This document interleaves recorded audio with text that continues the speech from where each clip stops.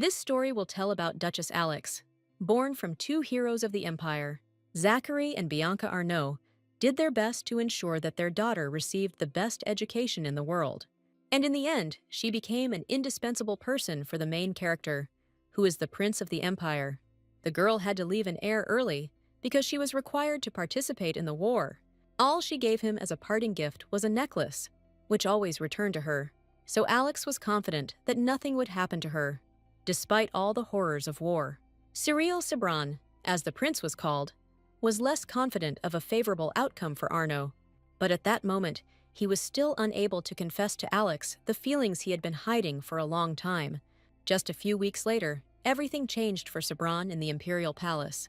One of the knights brought news from the battlefield that Alex had been brutally killed in battle. The man sincerely grieved over the girl's death, but he could no longer change anything in her life. The beautiful necklace remained with the prince because there was no one to return it to. That day, Cyril was supposed to celebrate his birthday, but the holiday turned into mourning. He sincerely considered himself to be the only one to blame for the death of his beloved, whom he sent off to war. For a long time, the prince was just a false ruler on the throne for all the aristocrats. Throughout his life, he was never able to acquire a single ally because they were all killed.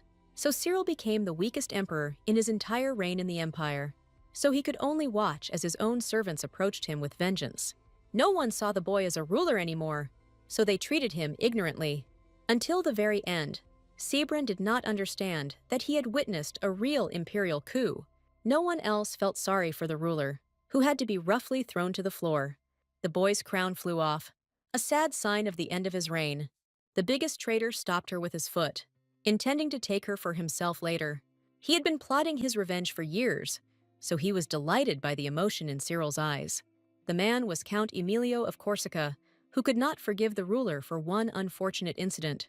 So he prepared wine with poison in advance, so that his emperor would suffer longer before dying. No matter how much Sebran resisted, at this moment it was useless to resist the rebels. Before he died, he again remembered the beautiful face of Alex, whom he had not been able to see. A terrible pain pierced Cyril's body, but he suffered only for his lost love.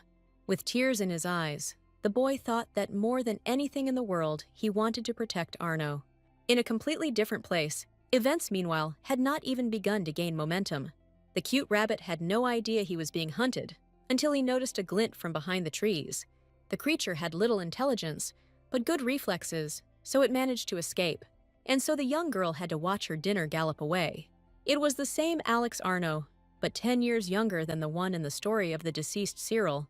How did this happen, you ask? And now I will tell you in more detail what it all is about. The young lady was planning to become a knight, so she often honed her skills by hunting in the forest. But this time, her adventure ended somewhat differently due to an unexpected intervention of fate.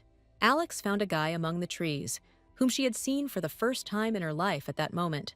This guy was our Cyril, who did not die, but was transported into the past several years. At that time, the girl often visited the former butler of her estate, named Vincent Blanchot. The old man was beloved by many because he possessed incredible wisdom and a gentle nature. It was at the very moment when he was enjoying the weather that the active Arnaud disturbed his peace. Alex couldn't contain her emotions because she found a real person in the forest. She couldn't drag it away on her own, so she returned to the house for the cart. While Cyril was unconscious, he dreamed of his own sad past. At that time, the boy often hid from the aristocrats because he could not bear the burden of rule. And only the grown-up Alex treated him with a soft smile, although he took a long time to get used to her. Sebran himself was surprised at how quickly he became attached to this strange girl. Even at that moment, Cyril felt that no one cared about his orders from the throne. The boy often cried bitterly because he was the ruler of the empire only in words. And only Arnaud always found words that could comfort her young and inexperienced charge. That time, the lady told how, as a child, she dreamed of becoming a knight, like her father. Even her mother protected the people around her, but Alex was never able to follow them. At that time, Cyril could not understand the sadness of the lady, who always appeared cheerful before him. No matter how hard it was for her, Alex always blossomed with a smile on her face, forgetting about sadness. The girl found something positive even in the saddest moments of her life. To support her ward, she gave him her necklace, which served as a talisman. This gesture was so important for a guy who was in love with a lady much older than him. But Arno had no idea about the ruler's feelings, since she perceived him as a brother. Therefore, the girl carelessly promised that she would definitely return for the gift she had left behind. This had always worked before, and the necklace would return to Alex, no matter who wore it. These words gave the ruler hope that not all was lost in his life. For a long time afterward, he looked at the necklace, which was left to him for some time. In her nightmares, Alex often dreamed of the prince, who wanted to quickly return her to the palace. However, the long-awaited reunification in the usual sense never happened. After all, the current Arno didn't know that the guy in front of her was a ruler who had traveled to the past. That's why the lady didn't feel anything when she saw the stranger she rescued from the forest. But for Cyril, it was a huge surprise to see such a young Alex in front of him. He instantly recognized the girl, because he had spent many hours studying every detail of her appearance. The boy jumped up in bed in surprise, despite being extremely weak. But the terrible pain in his throat and mouth prevented Sabran from saying even a word. He couldn't stop coughing for a long time after just one attempt to speak. Memories slowly rolled over the prince, who remembered his death in detail. He was sure that he had not imagined those terrible moments that had happened because of betrayal. At that moment, the Count of Corsica certainly gave the ruler a deadly poison. Therefore, our hero could not understand why he remained alive and relatively healthy. As a child, he heard a story about how, after death, it is not God at all who appears before the deceased, and the person towards whom the deceased feels guilty, and for Cyril it was Alex. But the hero's feelings told him that he was alive. Although he was not left without limitations, his forced silence made communication between them and the young lady noticeably more difficult. But Arno quickly remembered that the unknown guy could explain everything on paper. In this absurd way, communication between Alex and Cyril was still able to take place. The girl's questions seemed quite logical, so the guy answered each of them. But he was surprised that Arno did not recognize him as a prince, because he already occupied the throne. When they first met, Cyril didn't immediately realize that Alex knew nothing about him.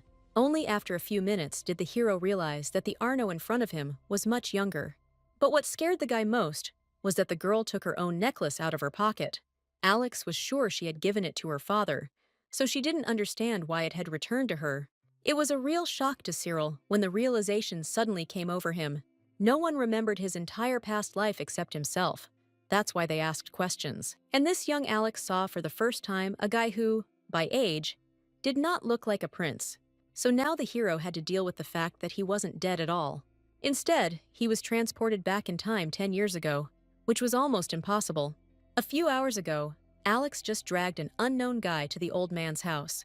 Vincent still remembered well how, as a child, the lady often brought him various animals. And now he has lived to see that Arno brought him a real person on a cart. Alex simply couldn't leave a living creature in the forest, even though it could be dangerous for her. But even the butler decided that it would be a good idea to provide the boy with first aid. It was Vincent who noticed how some familiar object fell out of the hands of the unknown person. He couldn't help but tell Alex about this, because he knew that she had the same necklace. The girl immediately recognized her old gift, which she had received in childhood. And the necklace that fell from the guy's hands was exactly like the one that belonged to Alex. That is why the lady was so strict about the unknown, because she had found such a precious item. Cyril could not justify himself in this situation in any way, since he was unable to tell the truth.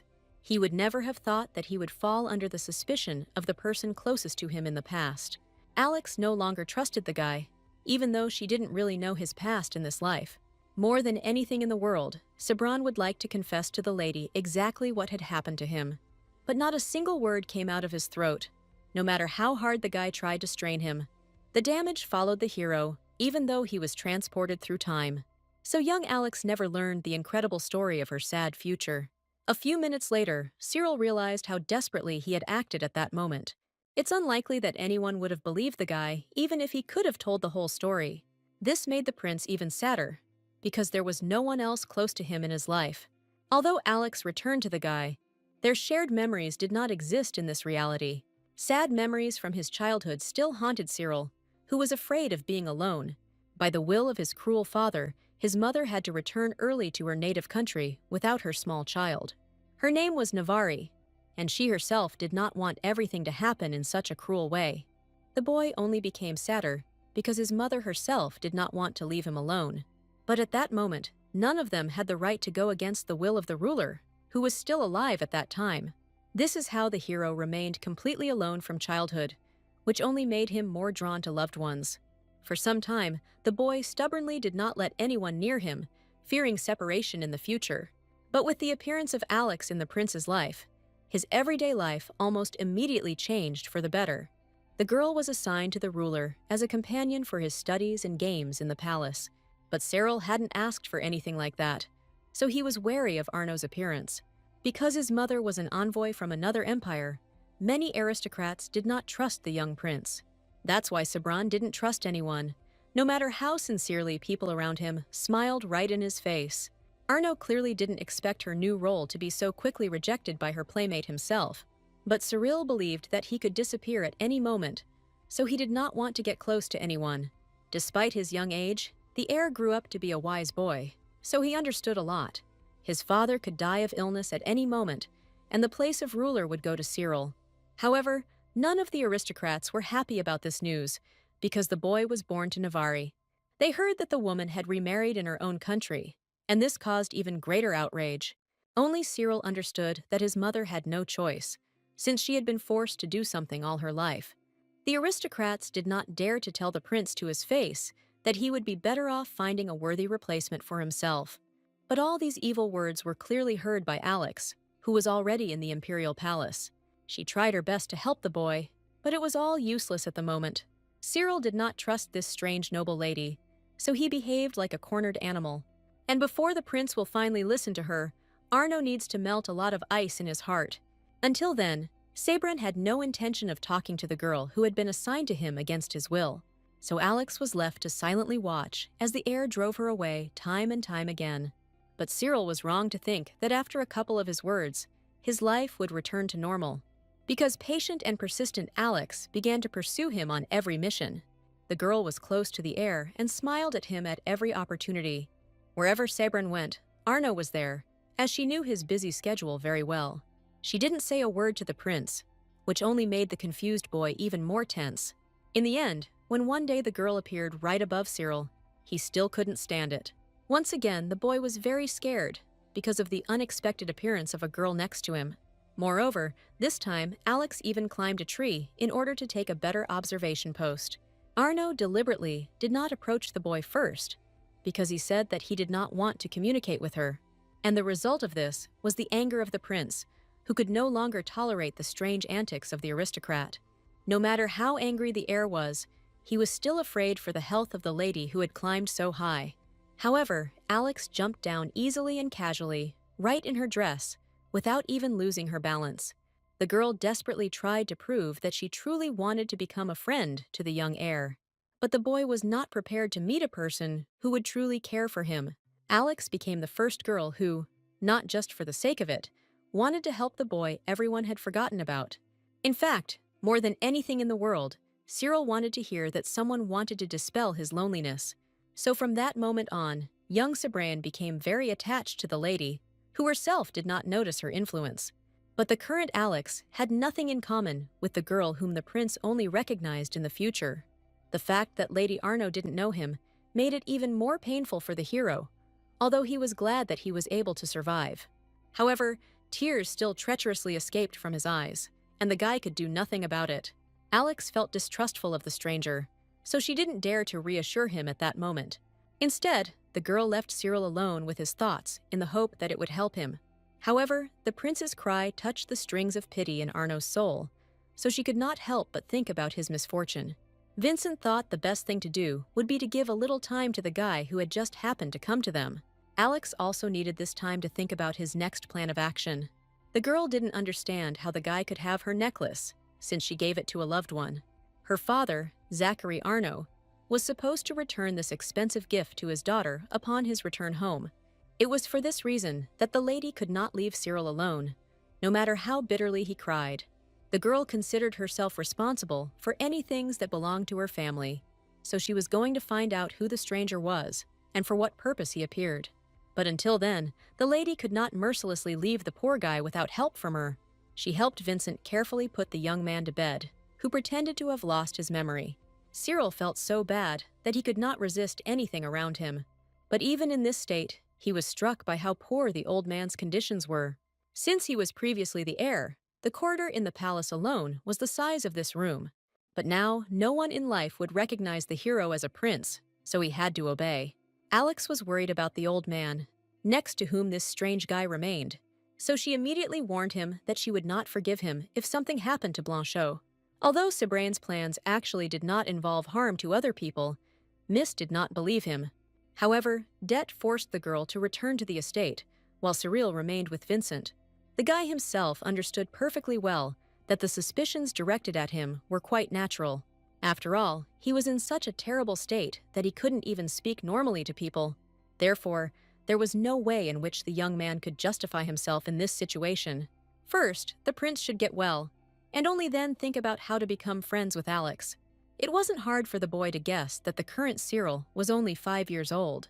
It was the saddest time for the heir, because he was left all alone in the huge palace. The father paid no attention to the heir, and his mother had just been driven out of the palace to her homeland.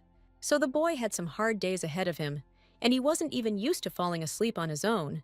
Unlike that child, the adult Cyril was not so attached to the human warmth in bed. Besides, he was somewhat consoled by the fact that Alex was alive in this reality, because this was what hurt the hero the most. No matter how cruelly the girl treated him, it was better than realizing her death on the battlefield. Cyril no longer needed to rule the people when he did not want to be emperor.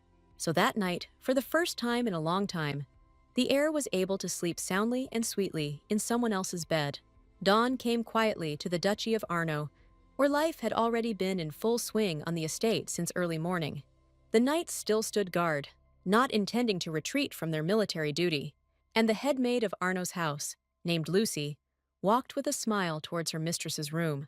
The maid had served the lady since childhood, so she was very attached to Alex. Every morning she began helping her mistress in the same way so that she could meet her responsibilities well. And this time was no exception, because Alex promised Lucy that she would finally wear a dress. The assistant was eagerly awaiting this decision, as Arno always wore jackets, so she chose a dress in advance that would suit the girl's beautiful eye color. But the faithful maid's plans were not destined to come true, because Alex decided otherwise. Only after some time did the girls notice that the mistress did not even move under the blanket. This was because Lady Arno had actually been out of bed for a long time, despite it being early in the morning. The girl ran away to meet the current butler of the estate, whom she trusted as herself. His name was Adele Langdon, and he had performed his duties brilliantly since taking over from Blanchot. Alex immediately informed him of all her suspicions regarding the guy, who was clearly from another empire. She would never have confused the skin color of the neighboring country, which was common there. Arno herself could not determine exactly how rich her found boyfriend was, but Vincent was sure that his clothes clearly belonged to one of the aristocrats of their neighbors. Adele became interested in this case, which had too many unclear aspects. The only thing the man could assume was that the boy had been kidnapped by ill-wishers. Previously, Alex did not see Cyril as a victim, but rather as her possible enemy. But the butler's words explained to the lady why the boy cried so bitterly after waking up.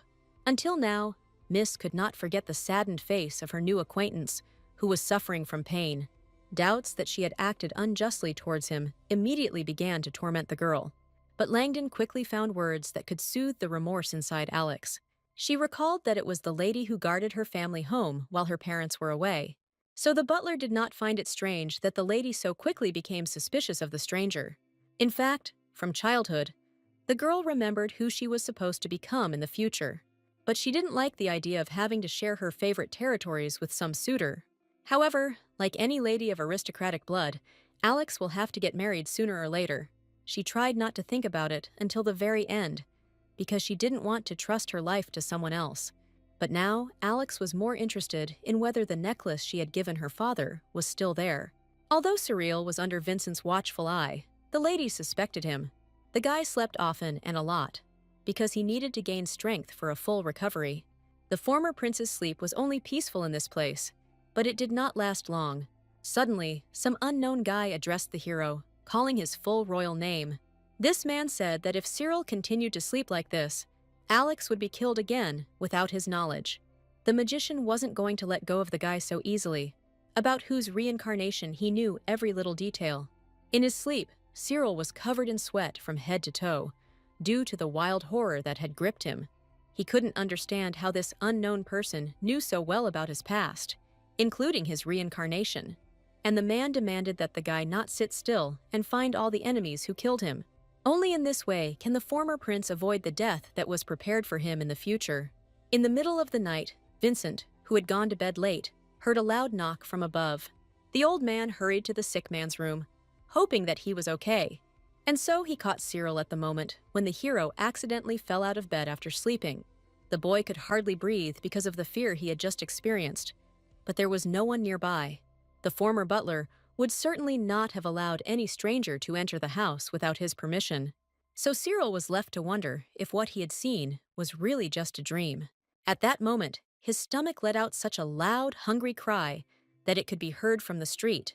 The old man was not at all surprised that the young man was so hungry, because he slept a lot. He was ready to take care of the boy until he was finally back on his feet. Vincent's patience was practically limitless, so he treated the young man calmly. But Cyril still couldn't come to his senses after that dream, which was so reminiscent of reality. The man who came to him seemed real, as if he really was near the bed.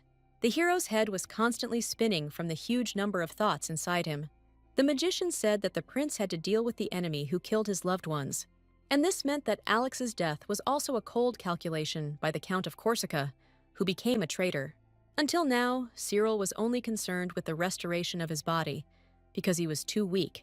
But now the guy thought about why he was able to reincarnate at all, and what his goal was.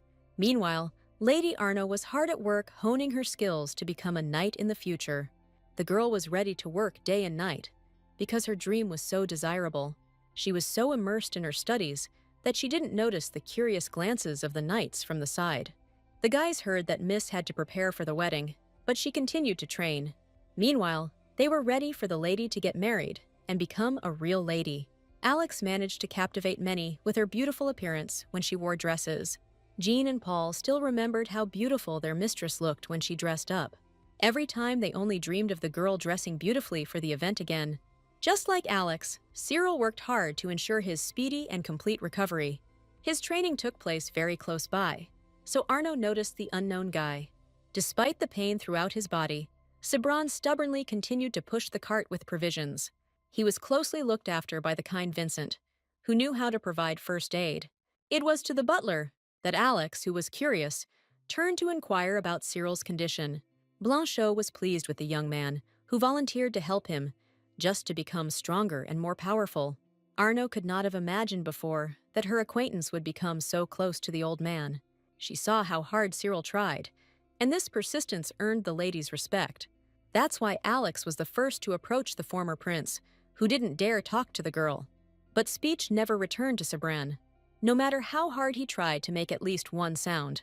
But even so, the hero was sincerely glad to see the lady with whom he had many connections in the past. However, he still could not admit that he remembered his entire life perfectly well. Therefore, Cyril was forced to pretend that his memory had left him forever after the injury. It was clear from Alex's face that she was now genuinely worried about the lost young man. If earlier the lady suspected him of lying, now she took Cyril for the victim. Suddenly, Arno noticed that her interlocutor was already quite tall. The lady's green eyes filled with curiosity as she realized this interesting detail. In fact, Cyril wanted to say a lot in response to the lady, but he controlled himself. The guy remembered that the girl herself would grow up tall, which she would be noticeably proud of. In the past, the young man eagerly awaited the moment when he could become taller than his beloved. But at that moment, the prince could only dream of seeing Alex's face. Meanwhile, he was absolutely sure that he would be able to outgrow the already tall girl. If Cyril had been older, perhaps the grown-up Alex would have paid attention to him. And now, the hero has a real chance to confess his long and deep feelings to the lady. The guy immediately blushed at the realization of this, because he was now older than Miss Arno. He quickly turned away from the girl so that she would not notice the embarrassment on his face. Luckily for the former prince, It was at this moment that the mentor began to search for his student. So Alex had to quickly get back to training, even though her conversation wasn't over. Before leaving, she managed to promise that she would soon visit her beloved former butler. Cyril looked at the lady with a sad expression, since he still hadn't been able to talk to her normally. But Alex's figurine reminded him of the incredible tenacity of this little heiress of Arno. On the way home, the hero pondered the fact that Arno was stubbornly preparing to become a knight. He remembered that in her past life, the lady had never been able to do this due to a turning point. But a lot could have changed if Alex had not given up on her cherished dream. So now, Cyril had to do everything to ensure that the lady followed the intended path.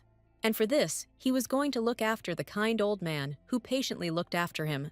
After all, it was Vincent's death that caused Alex to give up her knighthood. But these events had not yet happened, so Arno did not even think about changing her path. She fulfilled all the obligations of a knight, although Paul and Jean were ready to do everything for her.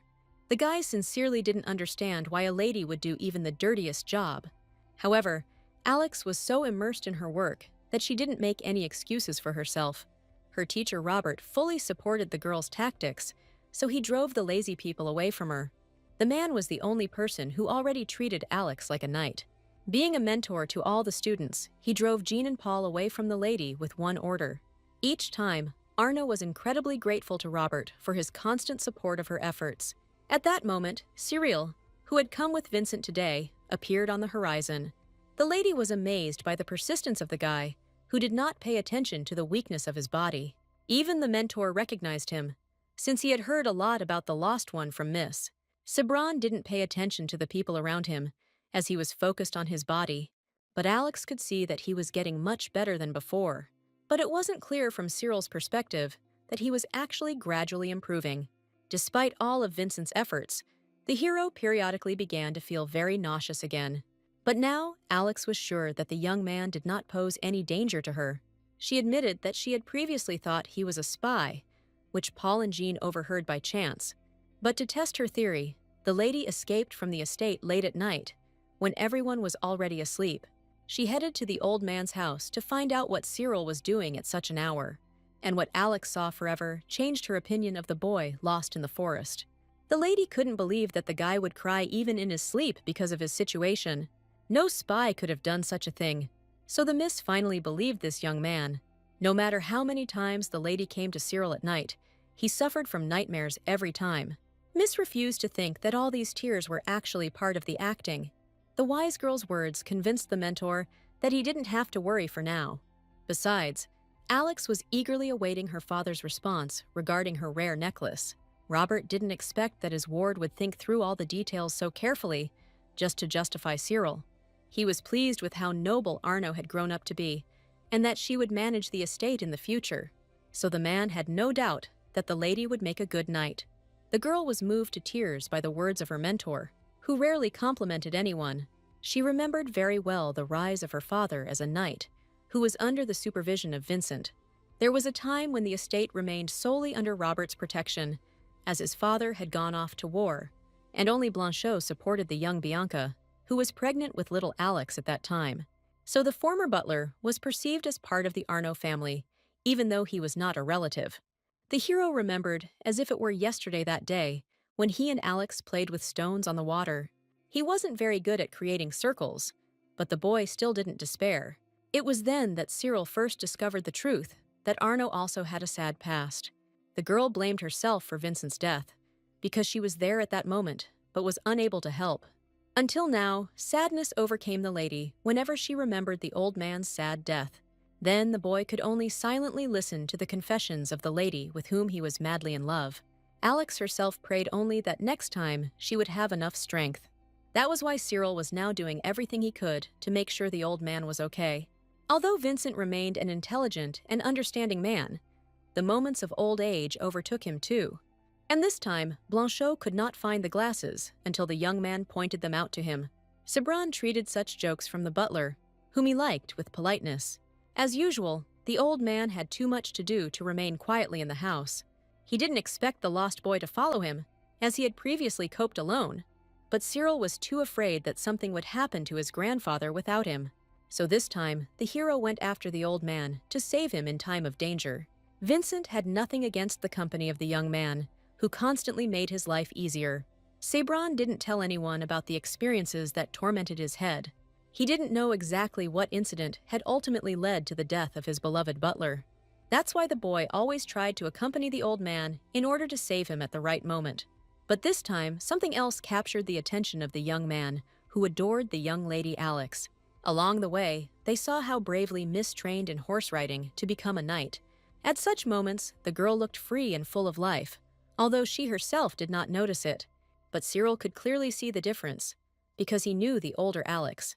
Therefore, the guy wanted to do everything possible to keep that smile on the lady's face. Although Sabran hardly moved from his place, the number of important tasks in his life kept increasing. The young man left with the old man, and therefore did not notice the suspicious glances on the field. Paul and Jean exchanged glances, as they had long wanted to talk to that guy. They silently agreed to follow him to interrogate him at the first opportunity. But Cyril found himself drawn into the very center of the conversation, because Vincent was popular. Blanchot answered even the strangest questions with a kind smile, helping the townspeople. Soon the hero became so tired that he sat down a little to the side, watching the understanding old man. He didn't immediately understand why the former butler was in such demand among people. But, watching from the sidelines, the boy realized that Blanchot was a grandfather to everyone around him. Cyril watched with white envy as the townspeople sincerely reached out to the common man. They trusted not only Vincent, but also the entire Arnaud family, to which he had belonged for a long time. The former prince couldn't help but think about what would happen if he had such a person. Even now, the young man remained alone most of the time, because he did not know how to make friends. Sabran could never dream of becoming a ruler whom the people would trust. At that moment, when the guy relaxed, knights suddenly approached him from behind. No one in the crowd noticed that the dark-skinned young man was forcibly taken aside by two people. So the hero finds himself in a situation from which he will have to get out completely on his own. Paul and Jean were serious and were not going to let the stranger go so easily. They believed that he was a spy and wanted to uncover the whole truth about Cyril's past. But the guy had no idea that such rumors were circulating about him among the knights of the Arnaud family. The knights were convinced that another country had sent Sabran to them to gather information. So they tried to get answers from the silent young man they suspected. Previously, the hero had not even thought about the fact that in a strange place, even the color of his eyes could confuse other people. So now the former prince had to fight against the knights of the Duchy of Arnaud. But not far away, Vincent, for whom the heir was worried, was left unattended. Therefore, the guy could not hesitate, because at any moment Blanchot could accidentally die. He used all his strength just to break past the skilled and strong knights. Jean did not expect such speed from a young man who could barely walk only recently. But now Cyril bit his opponent painfully, so that he would loosen his grip and let him go. Only this helped the young man escape from the hands of the knights, who did not foresee such a strong rebuff. But with his actions, Sabran aroused even more suspicion among Arnaud's loyal knights. He couldn't explain anything because he was unable to speak, and no one would believe him anyway. So for Cyril, the only salvation was flight. But this time too, it ended in failure. Paul pinned the foreigner firmly to the ground so that he could not harm any of them again. Tears of bitterness gushed from Sabran's eyes as he could not come to terms with his helplessness. The deadly situation, just like in his past life, was repeated again, and the guy could do nothing. Jean was so angry that he was ready to harm an enemy from another country. And at that moment, nothing stopped the knight from harming the newly recovered Cyril. The knight saw the guy as a spy, so he didn't feel even a drop of pity or sympathy for him.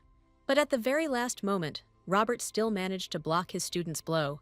The mentor was furious that his charges were doing something crazy in the middle of the day. He taught them that they shouldn't point weapons at the weak, but the boys didn't listen.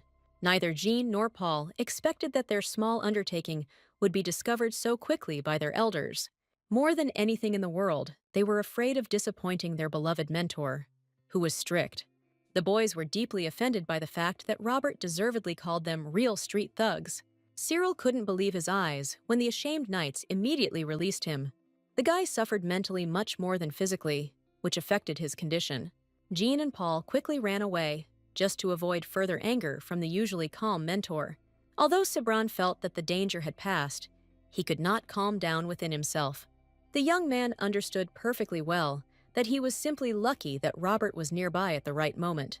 He didn't think he was strong enough to repel this attack on his own.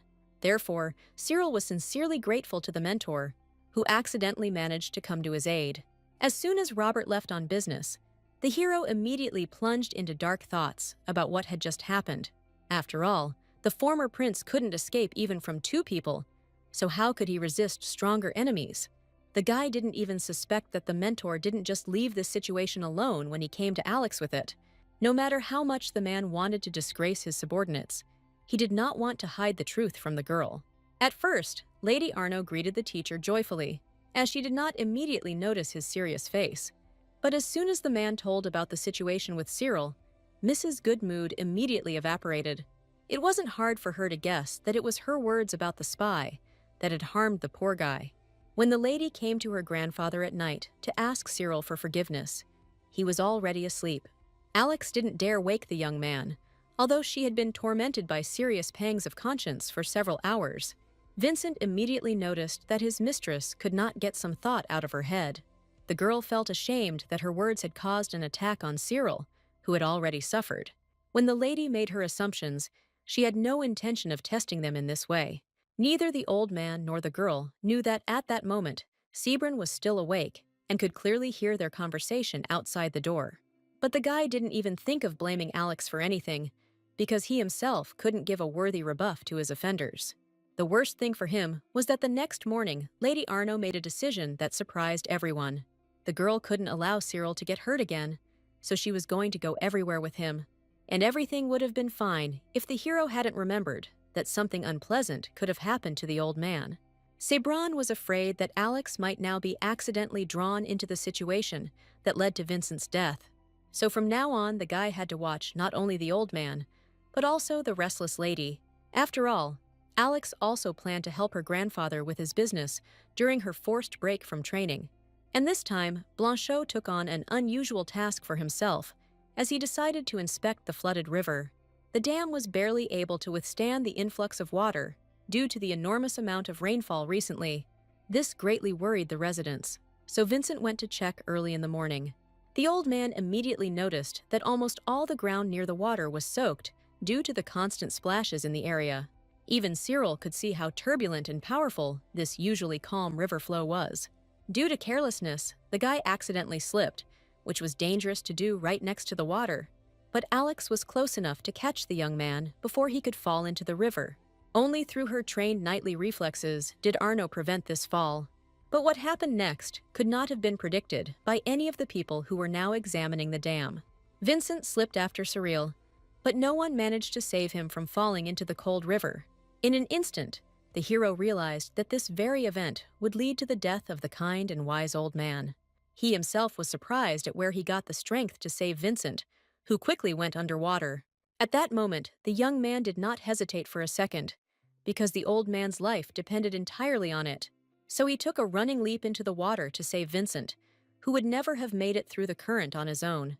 Alex could only scream and cry loudly for the friends she couldn't see on the surface.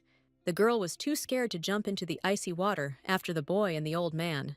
Cyril's consciousness was clouded by the cold as soon as he entered the seething water. He forgot who he once was and who he is now, because all thoughts were driven out by pressure from all sides. But suddenly, a memory descended upon the hero that Arno had never shared with him. It was exactly the same situation in the past, when the girl came to the dam with her former butler. Then, it was the lady who first slipped on the shore and fell painfully to the ground, as no one caught her. Alex was used to pain, so she didn't really pay attention to this little incident. She immediately showed Vincent that she was okay, despite the unexpected fall. It was at this very moment that the situation occurred that led to tragedy in the hearts of many. Blanchot himself tripped and fell into the water, which could only have meant death for the frail old man at the end of his years. But the horror of the past paralyzed the girl, so she was unable to jump after her beloved. Therefore, Blanchot's death became inevitable, and Alex came to the place of his death every year. Previously, Cyril did not understand the meaning of his adult friend's words, but now everything became clear to him. She began to consider herself unworthy of knighthood after this incident, but the guy could not allow the lady to give up. He desperately tried to grab hold of the only person whose salvation would allow Miss to be a knight. Vincent lost consciousness almost immediately after falling into the water, as it was an impossible test for him. So everything else fell to young Sabran, who not long ago could barely save himself.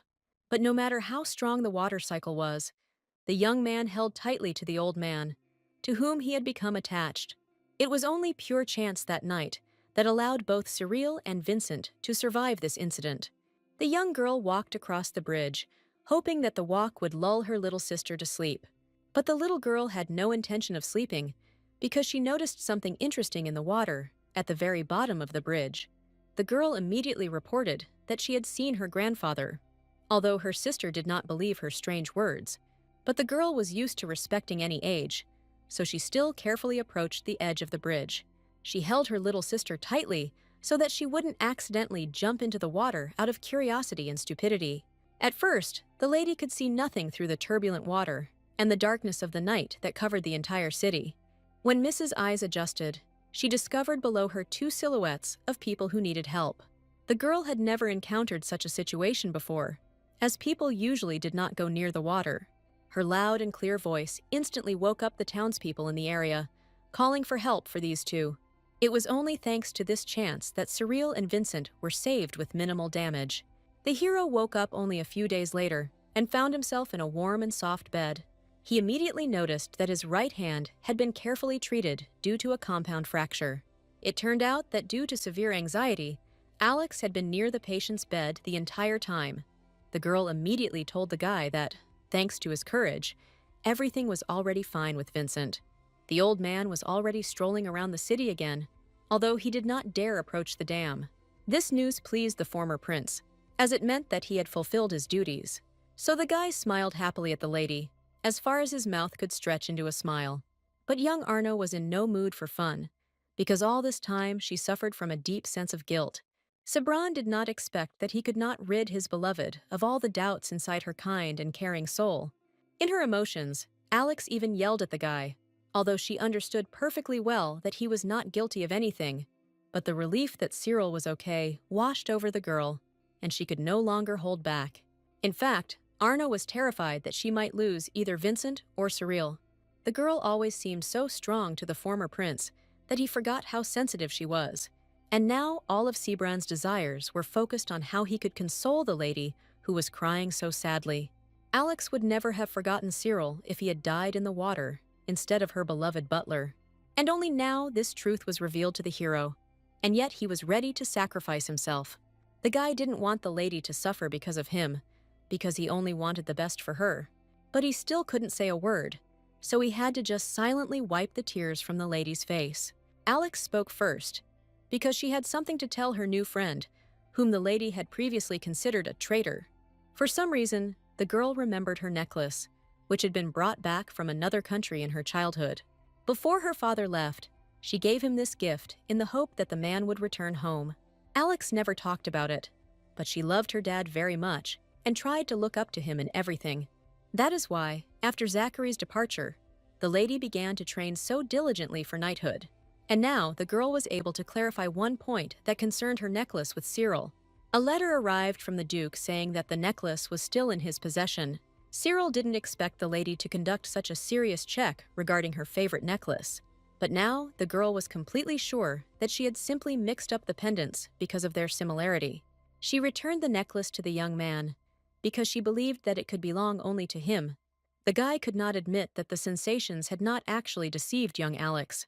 From now on, Lady Arno was going to trust everything to the unknown person who saved her beloved butler. This is how the hero gained the trust of the girl for whom he had feelings, although he did not expect it. Alex wanted to hear words of forgiveness for not having trusted her friend before. She would have suffered from remorse for a long time if the guy had not accepted her words. In fact, Cyril believed that he had no right to appropriate what belonged to Arno, but it was impossible to explain this, so the young man only nodded, acknowledging the peace between them. The lady breathed a sigh of relief when she realized that Cyril did not hold her responsible for her cruel behavior. Miss remembered that the guy hadn't come to for 4 days, so he was probably hungry. But before eating, she suggested that he wash himself so that Sabran would feel better. The hero did not expect that the lady would remember even such nuances to which he did not pay attention. The young man blushed from head to toe when Alex herself offered to help him wash himself. It seemed strange to him that a girl would help him take a shower. So, although Arno acted naturally, Cyril could not get rid of his embarrassment. Soon the lady left for a short time, leaving the guy to undress on his own. But even so, calm did not return to Sabran, who was too embarrassed. He couldn't believe that Alex would take part in washing him, although he had always been helped before. With difficulty, the young man was able to come to terms with what awaited him during this strange dump. Because of his sore arm, he took much longer to take off his clothes than he normally could. But even all these routine actions did not distract Cyril from his main thoughts about the shower. So he jumped with excitement when he heard the front door open. The redness of the young man's face betrayed his extreme embarrassment and excitement at what lay ahead. But it wasn't Alex who came to the guy's aid, because she called Robert. Cyril didn't expect at all that the lady would be much smarter than him in such little things.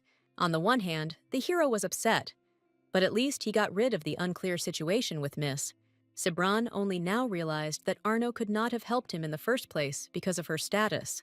Seeing the boy's strange state, the mentor suggested that he not wash himself in order to rest. But Cyril remembered Alex's words about him lying in bed for 4 whole days. More than anything in the world, the young man was afraid that he might smell bad next to Alex. So he confidently demanded that Robert help him with the soaping procedures. The former prince was not shy about showing his body to a man, because there was nothing wrong with it. Robert looked at the boy carefully and noticed that he was used to help with washing. Moreover, his entire body was covered in muscles, which indicated long-term training in fencing. The mentor was deeply grateful to this young man for not being afraid to jump into the water. He honestly told Cyril about this, who saved Alex from having to sacrifice himself. At that moment, the girl ran to Robert's aid. As she herself did not dare to do anything, she was in tears because of the fear and panic that was tearing her soul apart. So, if it weren't for Cyril, something bad could have happened to Lady Arno. However, Robert asked the guy not to do that again, because he also needed to have a family. But the hero knew perfectly well that no one tried to look for him in this reality. In the past, his only close relative was Empress Olivia, who died early. So, the lonely adult Cyril had no one to worry about his death. At that moment, the city was conducting an investigation into how the people ended up in the river. Butler Langdon personally handled the matter to ensure no detail was missed. They quickly found a young witness for him, who noticed the 2 men in the water. The girl recounted in detail the day when Cyril and Vincent were barely saved. Only thanks to a net stretched near the bridge were the 2 able to survive in the cold river. But this network wasn't always located under the bridge, so the men were just lucky. Usually, residents always put it up during floods, since sheep often fell into the water, and only with the help of a net could they be pulled out of the fast-flowing river without any problems.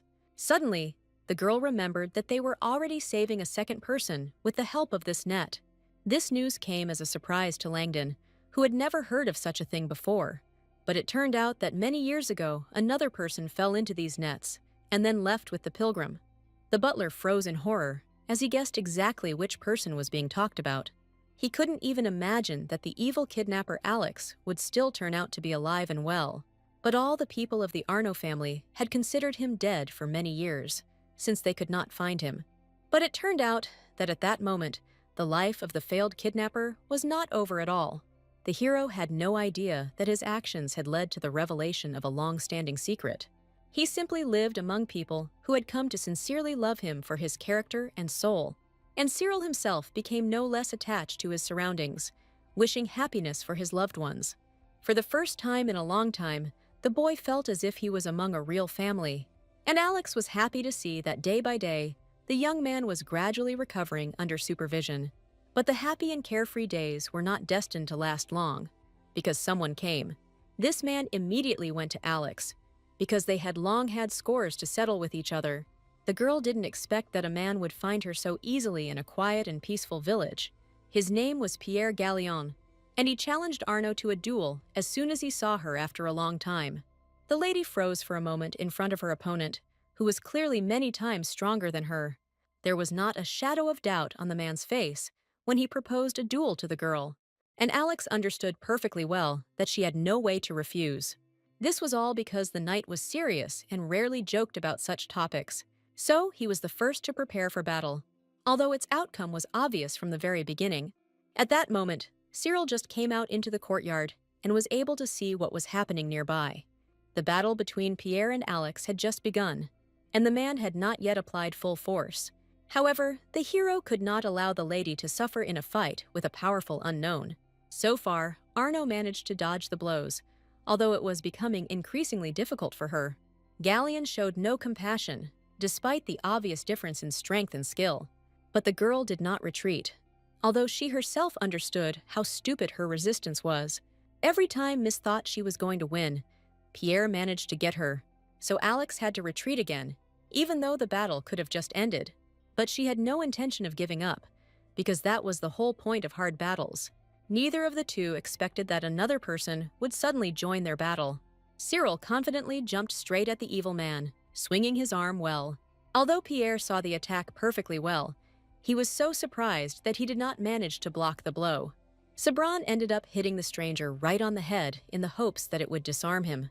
But Alex wasn't happy about this, because in reality there was no danger for her, and not even because Galleon was actually out of action at the moment. However, Cyril did not notice the girl's emotions, as he was focused on the battle. He did not stop at one blow, wanting to finally defeat the strong opponent. Imagine the hero's surprise when Arno ran as fast as she could towards her former enemy. In fact, the lady knew this man very well, because they had been close since childhood. But no one had time to tell about this Cyril, and that's why he found himself in such an awkward situation. Luckily, Pierre didn't even think of getting angry at the guy who had just attacked him so confidently. Only now did Alex introduce the friends to each other, explaining that Galleon was her bodyguard. She herself did not expect that her dark-skinned friend would react so violently to some stranger. The young man realized his mistake too late, so he could only look sadly at Pierre. However, Gallio was wise enough to understand that the boy did not do this out of malice. The knight's manner of communication with Alex could indeed seem quite dangerous from the outside. Therefore, as soon as the man stood up, he approached the foreigner in a friendly manner. Pierre affectionately patted him on the head as a sign of praise, because the young man had done everything correctly. Galleon would like Alex to always be surrounded by such selfless guys. Although many things were surprising to Cyril, Pierre already considered him almost his friend. At this point, the knight's greeting ended, for he still had much to do at the estate. As soon as he left, Alex apologized for her friend's behavior, which frightened Cyril. She just now explained that Pierre had always been like an older brother to her in fencing. Lady Arno heard that the man was forced to return from the battle due to injuries sustained. Then the girl remembered that the guy also had problems with his hand, and he was gesturing so actively to her.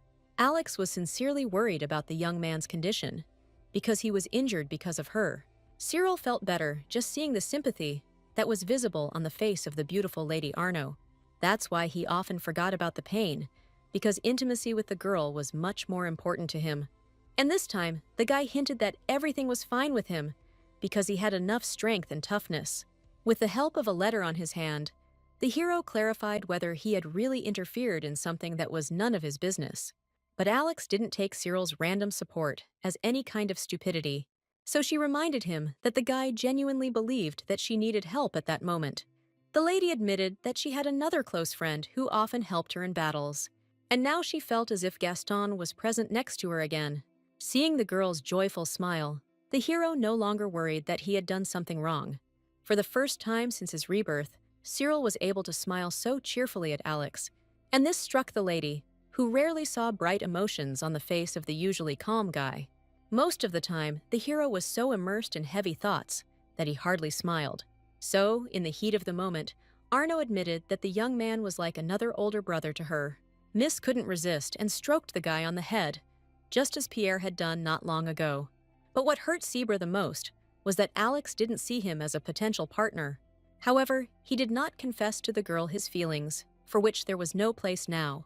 Alex devoted all her free time to training to become a knight, and the guy supported her.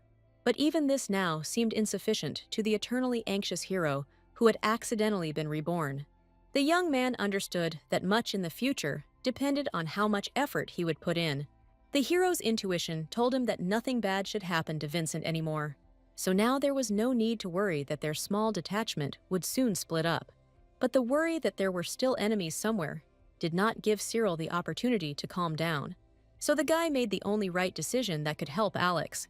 That night, he did not go to bed, as he always did, in order to better recover from his injuries. Instead, Cyril went to visit Robert, who had stayed late in the work tent. The determination in the boy's eyes told the mentor that he had made an important decision. And indeed, from that moment on, Sabran wanted to train again to protect Arno. That evening, Alex had to deal with the difficulties that the maids presented. Lucy remembered that the lady didn't have training tomorrow, so she wanted to dress her up in a dress. The assistant was already tired of the fact that the disobedient mistress always ran away at the right moment. Of course, the maid had no intention of giving up on her mistress, since she was trying only for her sake. So, with the best of intentions, she suggested that the girl start growing her hair. After all, Alex will soon have to think about an engagement to some aristocrat. No matter how much Arno resisted it, she could not go against her family's customs. Only Cyril knew that in the past, the girl had become engaged immediately after coming of age. While looking after Vincent, the hero would also like a better life for his beloved. It was after the old man's death that Alex quickly gave up on her dream of becoming a knight. But now, events were already taking a slightly different course, which could not but please Sabran. He still cared deeply about Blanchoc, who was so important to many people. In fact, the guy didn't just wait for the old man to completely fall asleep. After all, now every night he came to the estate in order to learn how to shoot. When he first came to Robert, he was surprised to meet the young man at such a late hour. The man was not used to worrying right away, so he remained calm even now. Cyril decided to trust his mentor for a reason, because he was able to remember something about him. He did not immediately recognize this man, because in his past life, they had never had the opportunity to communicate in person. But Robert's face immediately seemed familiar to Sabran, so that he was sure that he had seen him before. Only a few days later did the guy realize exactly when he had met the man. It was he who, with tears in his eyes, brought the news that Alex had died on the battlefield. So Cyril had no doubt that Robert would never betray him. After all, even in her past life, the mentor followed the young Lady Arno until the very end. At this time, the rotten plans of one of the prince's enemies had already begun to come into action. Count Corsica came to Lady Bianca, who was forced to stay outside the house early in the morning. Emilio wanted to make sure that the agreement regarding his son's marriage to Alex was still in force. Even Madame Arno's assistants didn't like him, but they all silently tolerated his presence. No matter what impudence the aristocrat spoke, the servants had no right to interfere in the conversation. The count took full advantage of his impunity, since he was in a better position at that moment. The Duchess had little to say in response to her interlocutor, whose alliance was beneficial to her. But Corsica was wrong if he thought that Bianca would not be able to choose her words carefully in response. The woman wisely reminded that it was now much more important to maintain peace in the empire. Zachary Arno tried his best to bring victory to this war, which had dragged on for a long time, and so his wife asked for help from other aristocrats to raise more troops. But the count managed to stay away each time, and now he again spoke of neutrality. He angrily reminded them that the Arno family's history was not long enough to warrant respect.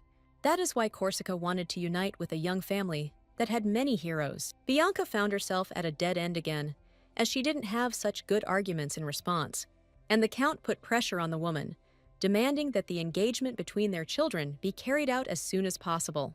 He had so much power behind him that Madame could not refuse this man without consequences. However, Bianca once again managed to come up with a way out of this difficult situation. She suggested with a smile that they should first let the children meet each other before the engagement. The Duchess had no doubt that her daughter would give a good reception to the guests. This time, Emilio couldn't refuse, because he needed to maintain good relations. The meeting was soon over, and Bianca hurried back to her important business.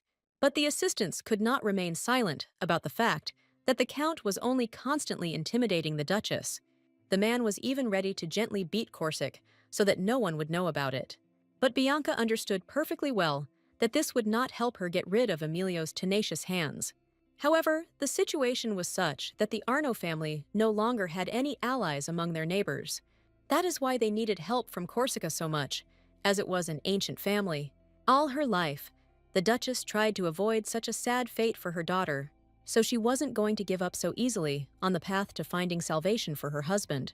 And to begin with, Bianca planned for Alex to show herself in all her glory in front of important guests. For several days, the entire Arno estate was preparing to welcome important guests. Alex did not immediately learn of the arrival of the Count of Corsica and his son, since the letter was late, but she immediately reported this to the butler, because she herself would not have been able to cope with the meeting. The girl was still not sure whether she wanted this marriage or whether she was listening to her parents. The Duchess wanted her daughter to demonstrate her full competence, but this raised questions among the ladies. She was far from the usual aristocrats, who twirled gaily in their dresses in front of their guests. Langdon could see how difficult it was for the young lady to make such important decisions in her life.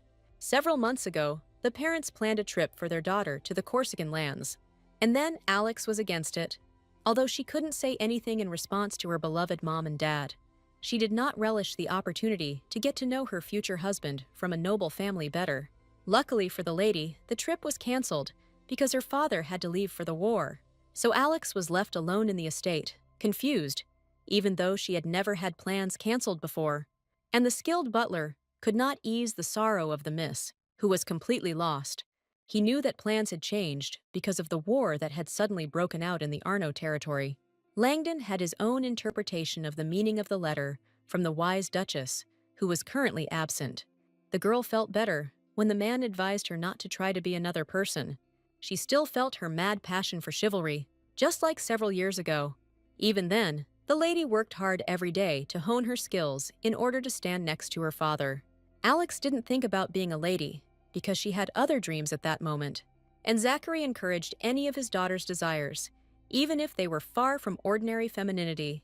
It was important to the man that the girl grew up happy, no matter what role she chose for herself. So every now and then, he reminded Alex how much he and her mother loved their daughter. With her father's support, the girl blossomed every time, because she felt loved.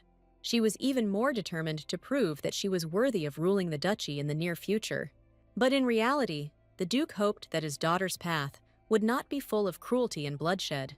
He knew better than anyone how terrible it was to see the deaths of close comrades in battle. So Zachary tried his best to make sure Alex didn't suffer his fate on the path to chivalry. However, nightmares caused by worries about her father still often tormented Lady Arno. She could hardly breathe after such dreams that were full of horror and pain from the death of people. Alex jumped up in bed in a panic that night, only realizing after a while that everything was fine. Out of habit, she reached for the amulet that had been hanging around her neck since childhood.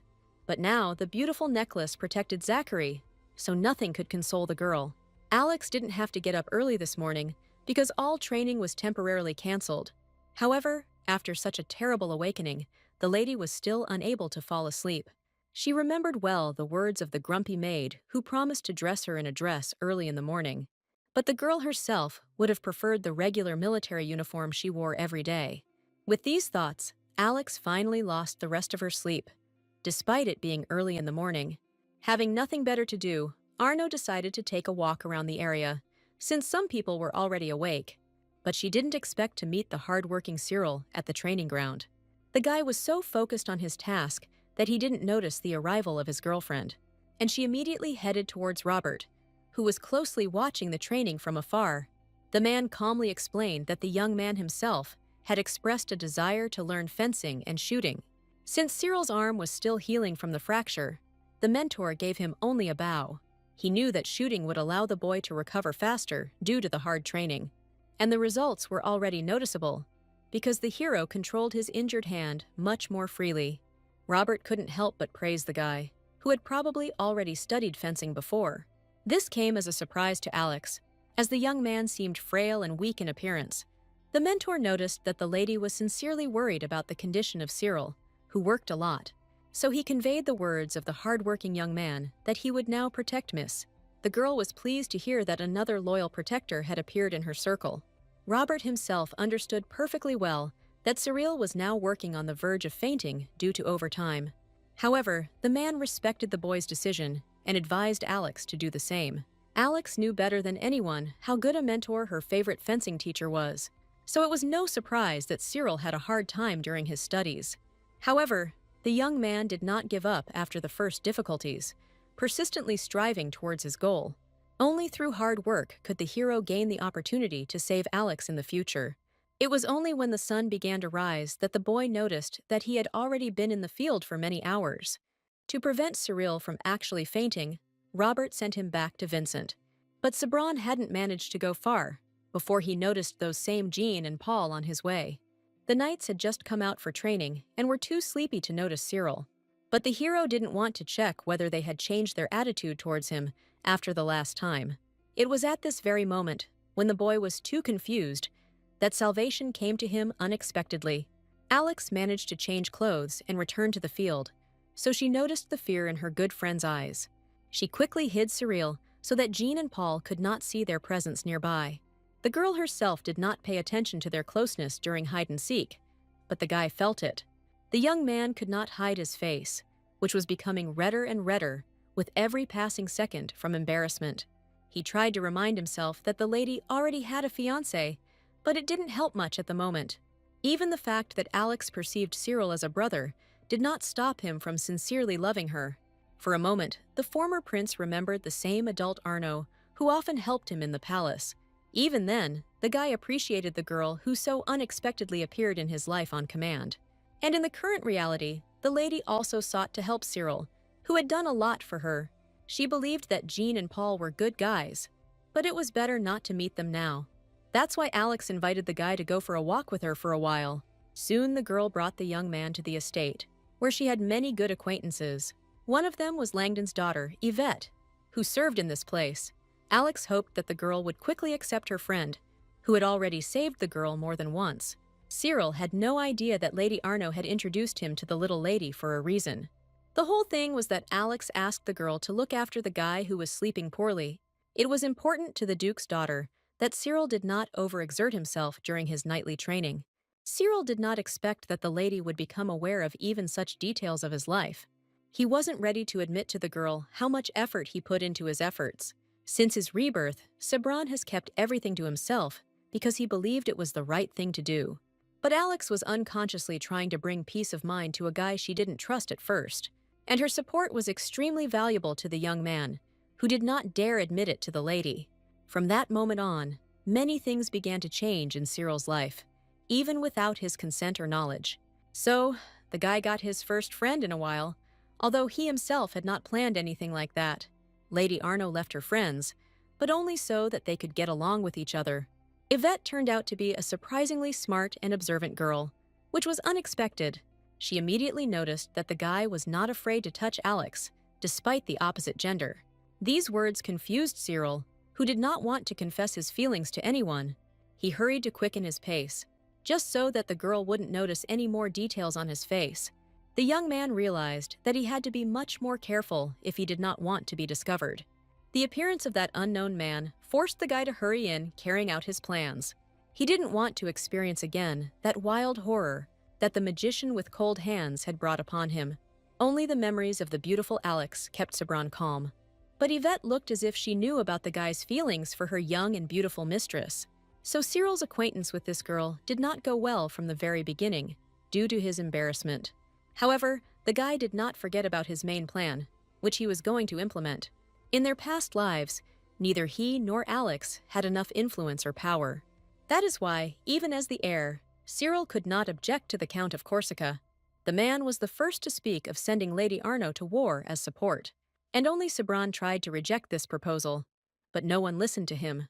All the prince's objections flew past the ears of the cunning and deceitful Count Emilio Corsica. The boy realized too late that he had accidentally fallen into the aristocrat's insidious trap. The man cited Saint Daniela as an example, who bravely waged war in a neighboring state. He reminded that Alex was the daughter of Saint Bianca, so she had many chances in battle. Corsica planned to make Lady Arno a real heroine after winning the battle, but the Count knew very well that Miss would never survive that brutal battle. However, the people foolishly agreed with the clever Corsica, since they respected him many times more than the prince. Already at that moment, Emilio was cunningly leading the aristocrats right in front of the prince's face. and Cyril could not find the words to respond to the Count's ironclad arguments. All the people around supported the man who was sending his relative to war. Only Sabran feared that God might turn away from the supposed saint Alex had been made into. Now, the hero wondered whether his future would have changed if he had stopped the Count, or else this treacherous man would have found a way to seize the throne anyway. In this reality, it was clear to Cyril that he only had some strange magician on his side. It was he who told the guy that his opponents from his past life had already begun their actions. And the young man rightly considered the Count, who had ruined his past life, to be one of his main enemies. At the expense of other people, Corsica eventually achieved his goals, and no one could stop him. But in this life, Cyril had no intention of allowing Emilio to celebrate victory again. At the first opportunity, the guy wanted to kill the Count, who had caused him a lot of pain. The hero had no doubt that it was precisely because of Corsica's plan that he suffered such a fate. What hurt Cyril most was that Alex also found herself involved in the Count's cruel dealings, so the young man trained every day and night, just to become stronger than his opponent. His efforts were quickly rewarded with success, so that his arrows increasingly hit the target. The guy himself was pleased with the results, but he still judged himself too harshly. So even Robert had to stop the hard-working student from overdoing it. Cyril was not used to arguing with the teacher. No matter how much he wanted to continue his studies, usually they trained until dawn, but this time the night was still deep. The mentor explained this by the change of seasons, during which the sun shone less and less during the day. The man was patient with the fact that Cyril might not know some of the nuances of life here, and the hero felt sincere gratitude to Robert, who told him about everything. For some time, the mentor will not be able to teach the student, which he honestly admitted to him, but Cyril was eager to train near home, just to keep up the pace of his training. The guy was so deep in thought that he didn't even ask what kind of guests would be coming to the estate. He returned home only at dawn, since he was still personally engaged near the village. Vincent quickly returned to the conversation after the greeting, as he was interested in the conversation. This is how Cyril was able to find out that it was the Count of Corsica who was supposed to arrive soon. The young man could not have imagined that he would have the chance to deal with his enemy so soon. Neither Yvette nor Blanchot noticed that the guy was closely watching their conversation from the side. And the hero continued to shake because of the rage that arose from the depths of his heart. He was looking forward to the moment when he could kill the nasty and cunning Count. This morning, Alex had to dress up again, as the maids insisted on it. But it wasn't even this that worried the girl, that she had arrived at the training ground early. The girl noticed with surprise that the target remained completely untouched this time. Then Robert explained that the knights had started training earlier, so the young man trained separately. This somewhat reassured Miss, who would have liked Cyril's skills to improve as quickly as possible. The mentor could not help but notice what sweet thoughts ran through the lady's head, following the blush on her cheeks. The man himself was only glad that the boy had not abandoned his studies at the very beginning of his training. What delighted the girl most was that Cyril was so concerned about her. She didn't believe that the guy she initially suspected would become so close. So Alex no longer felt like she was alone in something important to her. The necklace on the guy's neck gave the lady confidence, because it resembled her own. It was for this reason that the lady smiled so happily, despite the arrival of Count Corsica. For the first time since Mrs. Parents had left, Robert had seen Alex so calm. He understood that the girl's condition was due to Cyril, who had only recently joined them. The man could only continue to support Arno so that she would remain happy with everything. The mentor was accustomed to the fact that the lady often stood out among others for her originality and wit. And this time, Alex decided to show her fiancé everything she was made of. A few days later, the delegation of the Count of Corsica almost reached the lands of the Duchy of Arno. If Emilio sat calmly in the carriage awaiting arrival, his son could not behave the same way. The boy's name was Ion, and he had poor health and character, so he quickly got tired on trips. But the Count did not allow even his own son to relax, wanting to profit from him.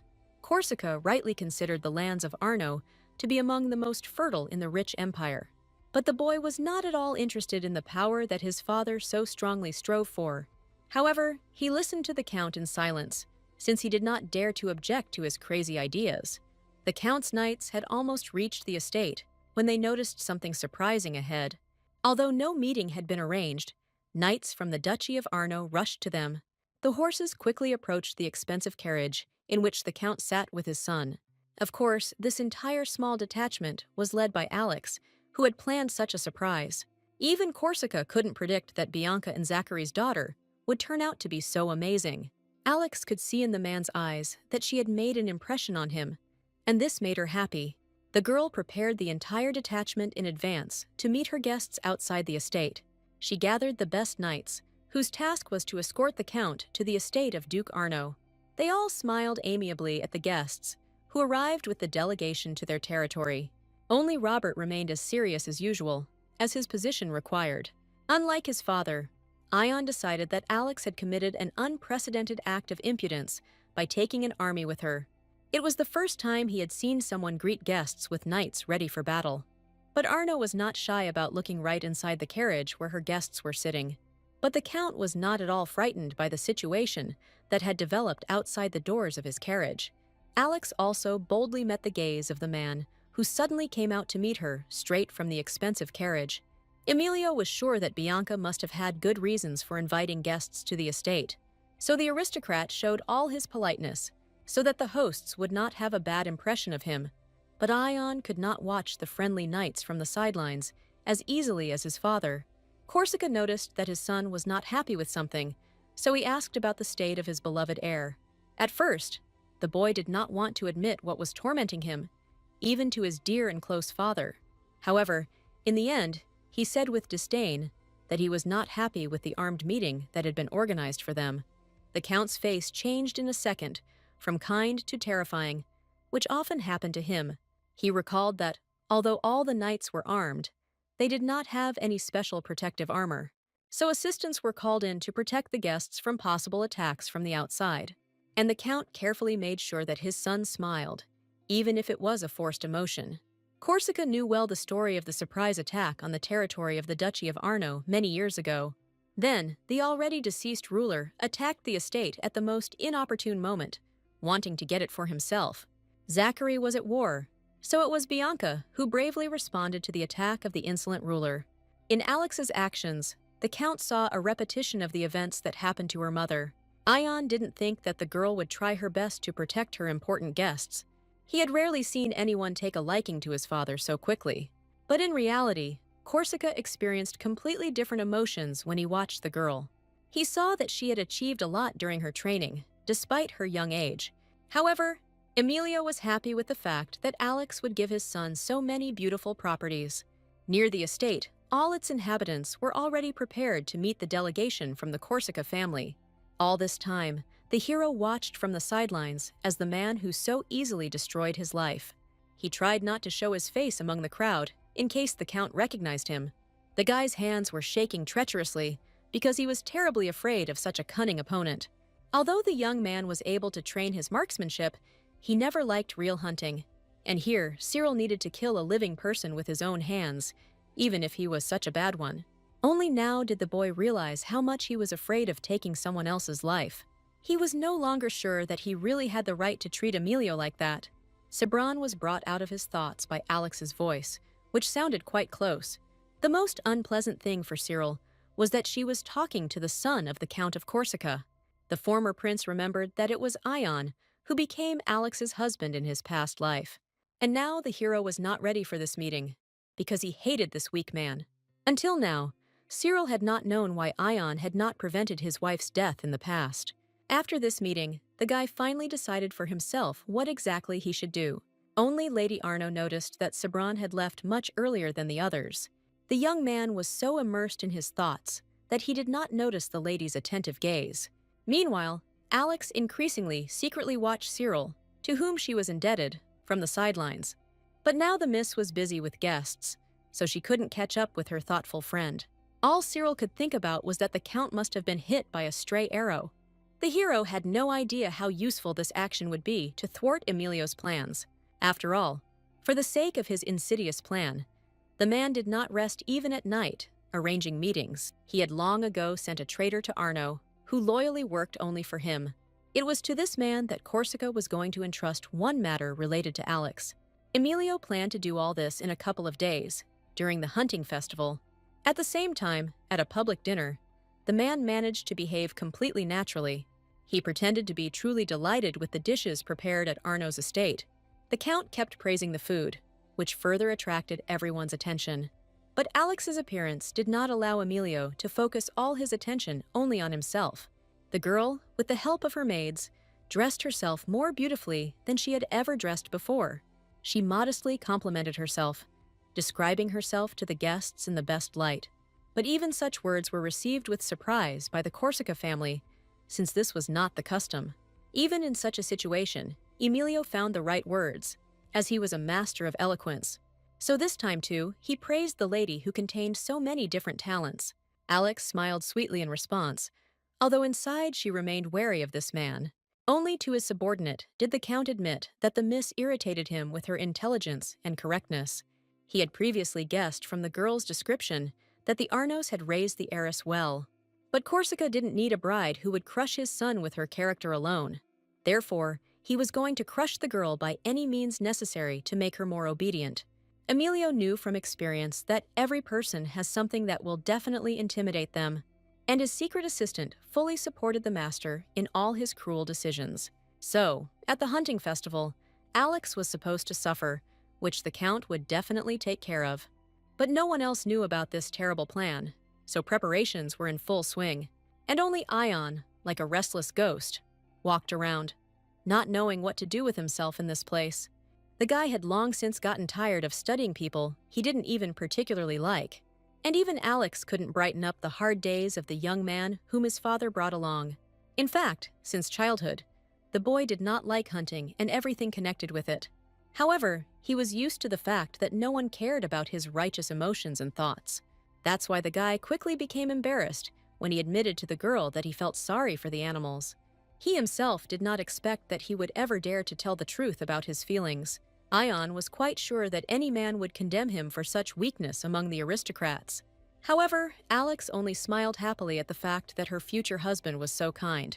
The boy had never encountered any support before, as his strict and cruel father had always only controlled him. He couldn't stand such an early intimacy with the lady, so he hurried to run away from Sin. But Arno still concluded that her first impression of this young man was wrong. He looked more like a man who could not harm anyone, unlike his terrible father. But the girl was still afraid that the guy might not support her decision to become a knight. But for Alex, this dream was extremely important, and she did not want to give it up because of marriage. The lady involuntarily remembered Cyril, who had always silently remained on her side, no matter what. She was so deep in thought that she didn't notice how she approached a distant well in the middle of the estate's courtyard. Alex was surprised that in such an awkward and anxious moment, she remembered her friend. Before, the girl did not allow herself to look at other guys, because she still had no choice. Only Pierre accidentally noticed the Duke's daughter, who had secluded herself from everyone in the center of the courtyard. The man was worried that the lady might be late for the start of the hunt, so he reminded her about it. But at this moment in time, Alex was so overcome with her feelings that she couldn't think of anything else. Galleon did not immediately realize that what was required of him now was tactful silence, so that the lady could come to her senses.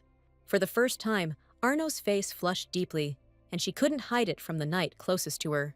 Pierre always had a keen sense of the moment, and therefore did not ask unnecessary questions in such situations. He took some of the knights with him, because Alex promised that she would definitely catch up with them. And so the Duke's daughter was once again left alone with her disturbing thoughts about Cyril. The lady desperately tried to gather her emotions, because it was time for her to go hunting.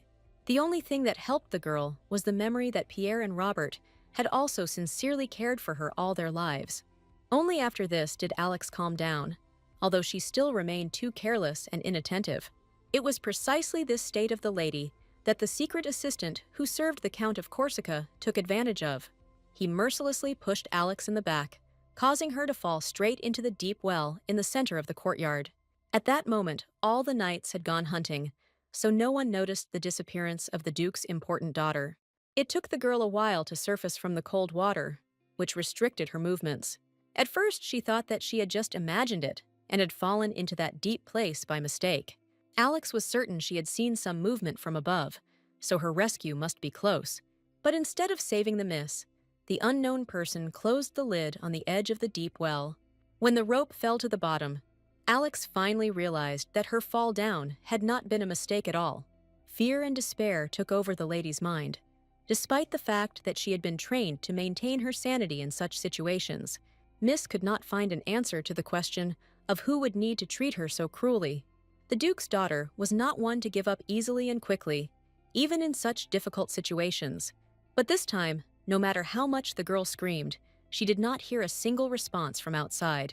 An ordinary well in the estate's courtyard became a real prison for the Duke's daughter in a matter of seconds, and Alex was not mentally prepared for the fact that someone would dare to attack her right on her home territory. Time passed, and the top of the well did not get any closer to the girl who was stuck at the very depths of its bottom. She was so tired she could barely stay afloat, feeling her strength gradually leaving her body. Lady Arno refused to believe that no one would really come to save her in such a situation. Panic and fear rose stronger and stronger in Mrs. Chest, no matter how hard she tried to control herself. But despair was gaining momentum and taking over, because no one noticed that the lady was missing. Now Alex didn't understand how Cyril had jumped into the icy water so fearlessly. After all, the guy didn't even think about the possible consequences, and the girl experienced all the delights of fear. But at that very moment, the desperate Lady Arno was called out from above by her beloved assistants. The Duke's daughter was so desperate that at first she didn't believe that she had actually been found. Sir Robert supported the lady from above, as he saw that her condition was extremely sad. The mentor commanded a small detachment of rescuers, having brought people to Miss in advance. So Alex only had a short amount of time to suffer, which made her happy. But then a huge splash was heard next to the lady, which she did not expect to see at all. Arno looked around warily, not understanding why the rope hit so hard. But it turned out that it was Cyril who jumped after the girl, wanting to help her get out. The guy was determined, despite the fact that he couldn't even speak properly. At the sight of him, the Duke's daughter could not hold back her tears, because she had suffered for so long in complete solitude. But now Miss had wonderful support, so she was able to cry to her heart's content. In fact, just an hour ago, Cyril was not within the estate, as he was hiding in the carriage. The guy decided not to attract anyone's attention, so he secretly made his way to the hunting ground. He took advantage of the general confusion and slipped unnoticed into the forest to take up a position. Sabran had already decided for himself that he would leave Arno as soon as he completed his revenge on the Count. So Corsica had very little time left to live, something he himself was completely unaware of. The man sat calmly on his horse, carefreely participating in the animal hunt with everyone else, and Cyril had already taken aim at him with his bow, intending to remove such a hated enemy. But at the most inopportune moment, the guy was overcome by incredible fear, because he had never killed before. Echoing his thoughts, a cloaked figure appeared behind him and announced that the Count's death would change nothing. The young man did not expect that the unknown man would appear near him again in daylight. Sabran sank to the ground in surprise, not expecting anyone to join him. Previously, this unknown person seemed to the former prince to be just a figment of his imagination, but it turned out that the man was quite real and alive, as evidenced by his appearance. However, they had no time to hesitate, because the magician knew that Alex was drowning in the well. Even Cyril, who traveled back in time, could not have foreseen such a turn of events, so the guy ran as fast as he could towards the estate, hoping to make it in time. In his haste, he left behind not only the unknown man, but also all his belongings. However, the most important thing for Sabran now was to save his beloved girl from trouble. Pierre successfully got the lady out first, and then helped the foreigner upstairs. Alex had time to think about a lot of things while she was freezing alone in the well for several hours. So Miss was going to hide the fact that someone pushed her into the well from the guests. Robert immediately understood the lady's state, so he did not push her to do anything else. He thought with horror that Count Corsica himself could be behind this incident. But Alex wasn't ready to accept the fact that she had suffered because of such important guests. The girl has experienced too much stress to look for someone to blame now. However, she had no time for tears, because she wanted to prove that she was strong enough. So Lady Arno asked to prepare other clothes for her to go hunting. Cyril was surprised that the Duke's daughter was so resilient despite her fear. She was able to act as if nothing terrible had just happened to her. So the Count did not know until the very end whether his assistant had been able to influence Duke Arno's daughter. The girl tried her best to hide her condition from the guest so that he would not be satisfied. But Emilio still noticed that the lady's hands were shaking with fear next to him. Therefore, the man was satisfied with the work of his assistant, who had done a good job. As soon as he got into the carriage, the Count felt someone's gaze on him. He looked around, feeling awkward about this strange and incomprehensible situation. And not far away on the mountain, the man noticed a man who had not taken his eyes off him all this time. It turned out to be Cyril, who had failed to kill Corsic, but was going to keep a close eye on him. The young man was no longer afraid that the Count would recognize him, because in this reality he was still little, and Corsica could not draw a parallel between the current prince and this grown man. However, he was outraged that some foreigner was staring at him so clearly before leaving. For certain reasons, the man hated everyone who was from the neighboring empire of Castile. At this time, some not very pleasant events were taking place in the main imperial palace. Bianca continued to sit diligently near the empress's bed, but even this was no longer helping. The wise woman herself felt that she was gradually beginning to fade away as she slept more. But Duchess Arno skillfully supported the ruler, who was soon to die. It was only thanks to Bianca's presence that Odelia could blossom a little in bed. She admitted that she had not seen such bright and pleasant dreams for a long time. And Alex's mother played the role of a close friend every time, although she was worried about the woman's condition. More and more often, the Empress became immersed in memories of what had happened to her in the past. And now, Odelia recalled the situation that had split her friendship with Count Corsica 20 years ago. At that time, the woman had not yet become a ruler, so she could move freely around the cities. So she visited her old friend at the hour when he was at his worst because of the pain inside. Everyone around came to say goodbye to Emilio's sister, and Odelia was no exception. The guy was glad to see his close friend, although he was in no mood to smile right now. He was sincerely worried about the fact that he could not save his beloved sister from a terrible death. The future empress understood how hard it was for her friend, so she came to support him. The Count was completely devastated by the death of his sister, because they had been twins since childhood. Eloisa was no longer in this world, and Emilio could not accept this sad fact. He had still come to terms with the death of his father, but the death of his sister was a completely different matter for the guy. The suffering was clearly visible on the face of the Count, who could not contain his emotions. Odelia herself was worried about the death of such a young and beautiful girl she knew, but now was not the time for her sadness, because it was much more difficult for her brother to lose his sister. The woman could do nothing to ease the suffering of her close family, but she did not expect that, from now on, the Count was going to look for the Castilian pirates who killed Eloise. Odelia had never encountered people who were so overcome by a sense of revenge before. But Emilio wasn't going to sit still after his loved one was gone, due to the fault of others. Until now, the Empress remembered with sadness those times when she could not change anything. But even now she saw no other way out, so the story would still come to this. A few years later, her nephew married a Castilian princess, which was approved by the emperor. None of the aristocrats were against this marriage, which was supposed to unite the two countries. And only Corsica could not calmly watch his enemies invade the territory of the empire. At that moment, Odelia tried to explain to her friend that this union would be beneficial for everyone, but she quickly realized that all reasonable words did not reach the grief-stricken Emilio. The man was still suffering, even though many years had passed since his sister's death, but her dying cries were still visualized in his head, which prevented the Count from living. So from now on, Corsica showed a malicious interest in what was happening in the ruling family, and Odelia could not calm her friend, who suffered from hatred towards Castile. She saw all his madness, which was directed at the future heir to the empire. At that moment, the woman was so scared that she moved away from her former friend, and now the Empress would have acted differently, but all this no longer made any sense. She only regretted that she could not continue to maintain her friendship with the Count, whom she liked. However, as a ruler, she had responsibilities that could not be abandoned. Odelia was sad that her days were numbered, and Cyril never grew up to be an heir. Bianca supported the ruler with all her might, confident that everything would be fine at home. After all, she left the estate to her precocious daughter, whom she often thought about outside the home. At that moment, the sick lady was lying in bed, having caught a cold after bathing in the well. Vincent was by her side to ease Alex's worries about her friend. This was because at the moment, Cyril was not allowed to appear at Arno's estate. Although the guy saved the Duke's daughter, for some reason no one considered him a hero after that. As sad as Alex was, for political reasons, she couldn't defend her friend.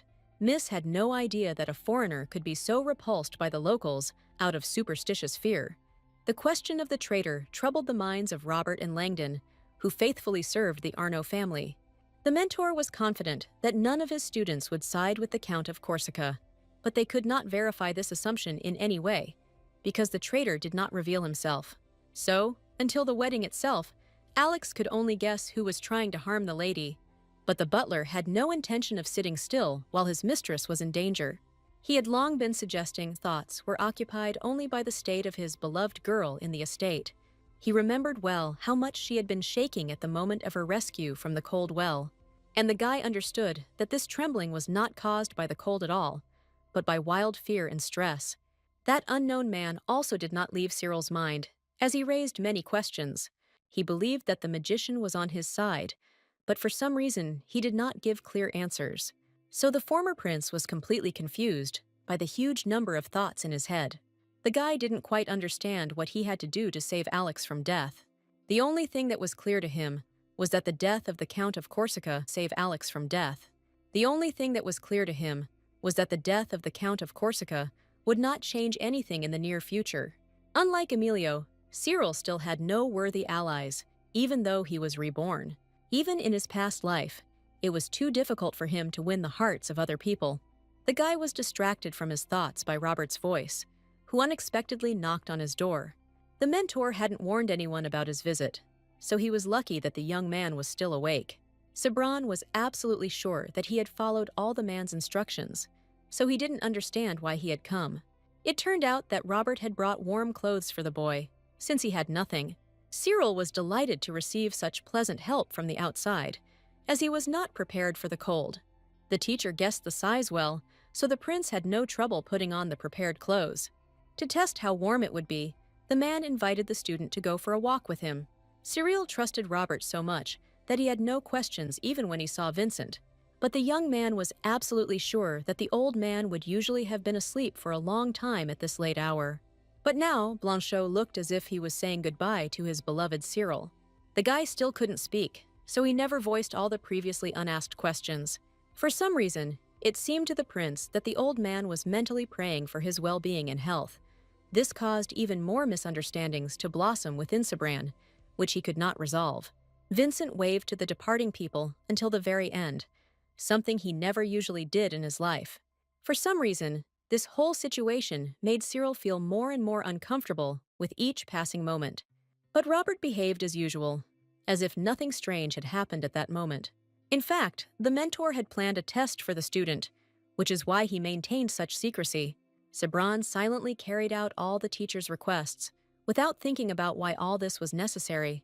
Although with each passing moment, the questions in the guy's head became more and more numerous.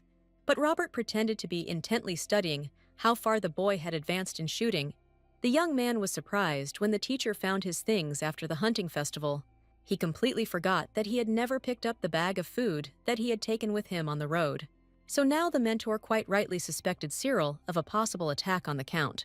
Sabran found himself in a disadvantageous situation because he couldn't even speak properly. Meanwhile, Robert remembered how many years ago a kidnapper took away a young lady. He had to abandon her on the way and jump into the river, but at that moment, the guy did not die. For many years, everyone in Arno believed the kidnapper was dead, until Cyril proved that it was possible to survive. So the mentor had a logical question about whether the guy knew about such a loophole. The teacher could not assume anything other than that the young man was trying to gain his trust. Only now did Cyril realize why, after all this time, he had been unable to find any friends. Although in fact the prince was not guilty of anything, he could not prove otherwise. So the guy had to silently accept all the accusations that Robert had thrown at him. The man noticed all the suspicious actions on the student's part recently. However, Cyril wanted at least this wise man to be able to believe in his innocence. In a short period of time, he was able to become attached to his mentor, who managed to do a lot for him. And Sabran will cherish these moments for the rest of his life, because he never had them before. Periodically, Robert reminded the hero of his real father, although they were not blood relatives. Therefore, it was very important for Cyril to prove only to him that he was not a traitor. He gave the bow to the mentor and hinted that he could kill him at any moment if he wished. Of course, Sabran hoped that his life would be spared, since no one else could save Alex. Suddenly, deep memories overwhelmed the young man, and he realized that his thoughts had flown away somewhere. This sensation reminded him of the same strange feelings that he had experienced not long ago. While jumping into the water after Vincent, something happened to the hero that he had not thought about before. But then the guy saw not only the muddy and cold water that was swirling around him. From somewhere, a memory of the day Alex lost Blanchot came into Cyril's head. And now, Sabran went to his room in the Imperial Palace, where he was alone.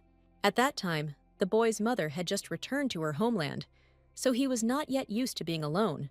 At that time, the young prince had not yet met Alex, so he had no close friends at all.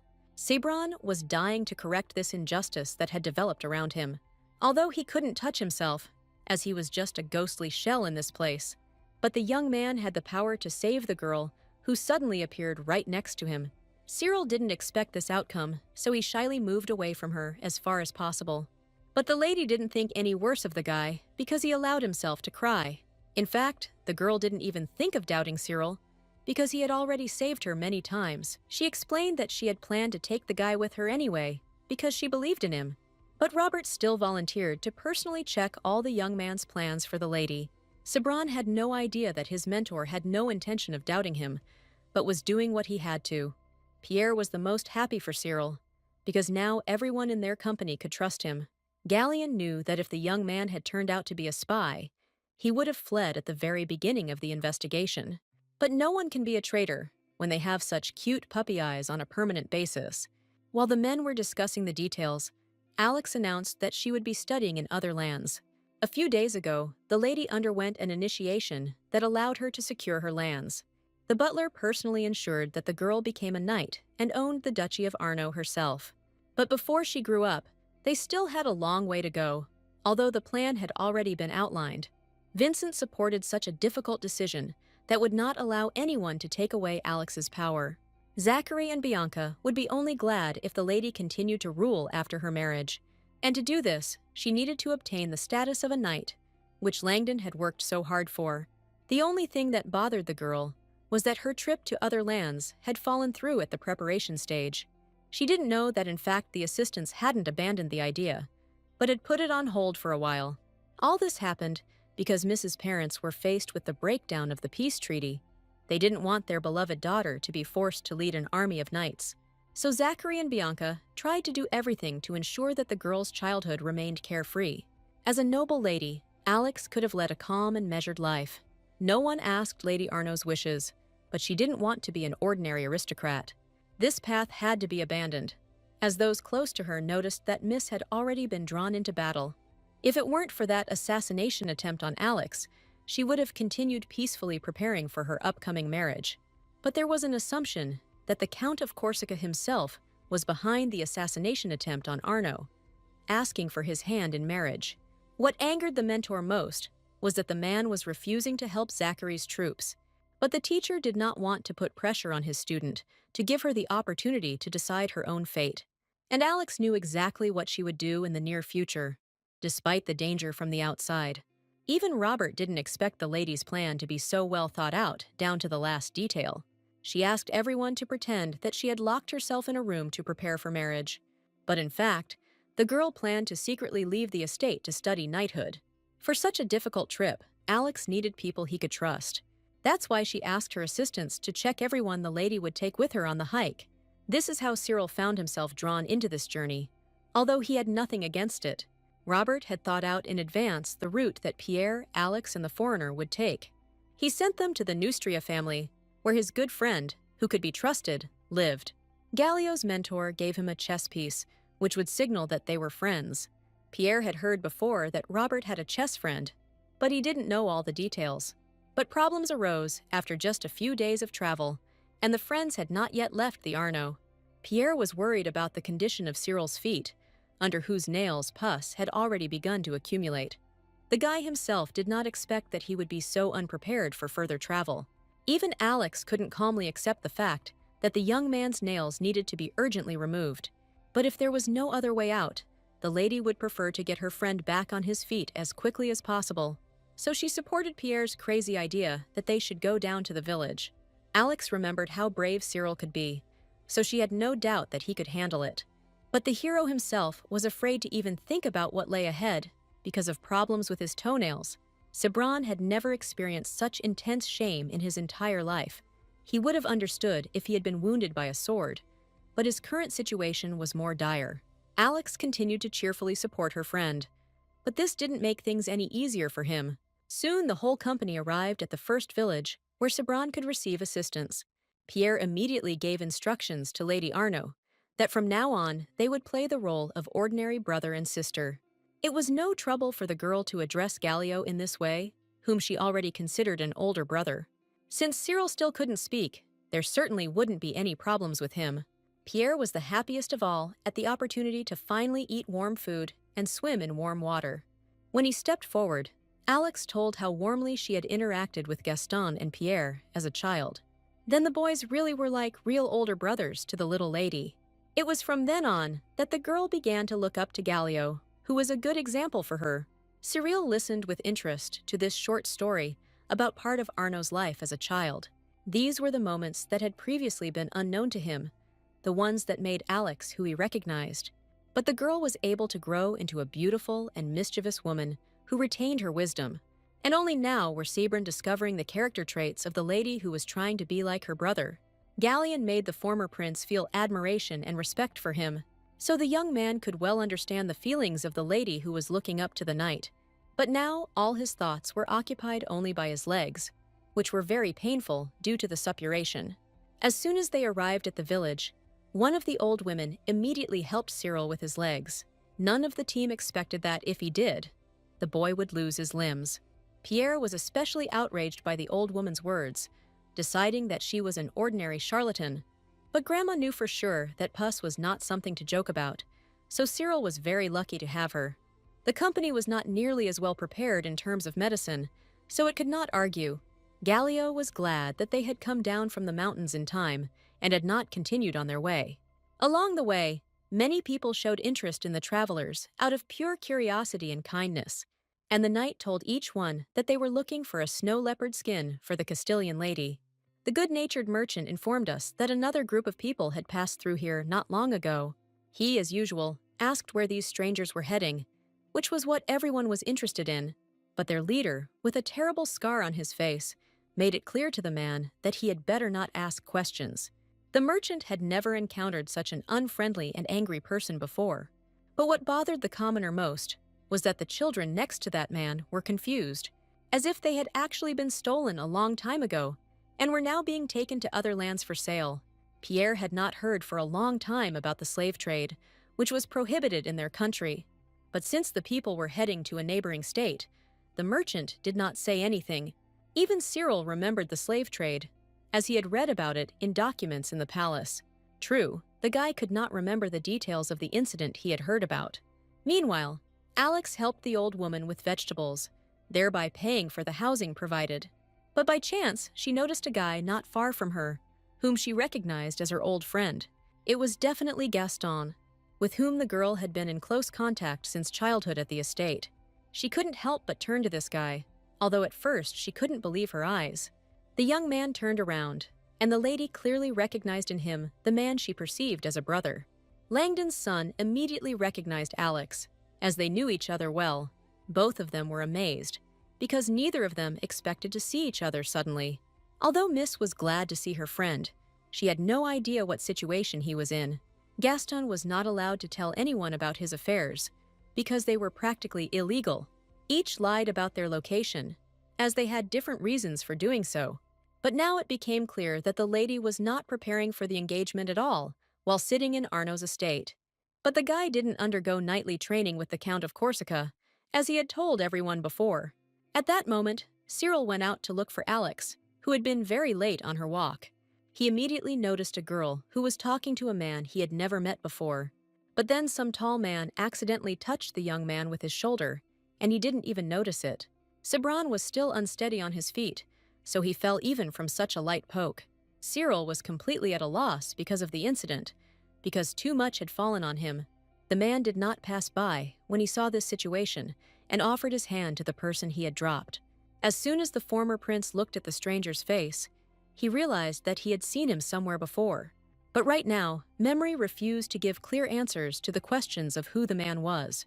Meanwhile, his face with an ugly scar was impossible to forget if you saw it once. The man paid no attention to Cyril, as he did not recognize him as the heir.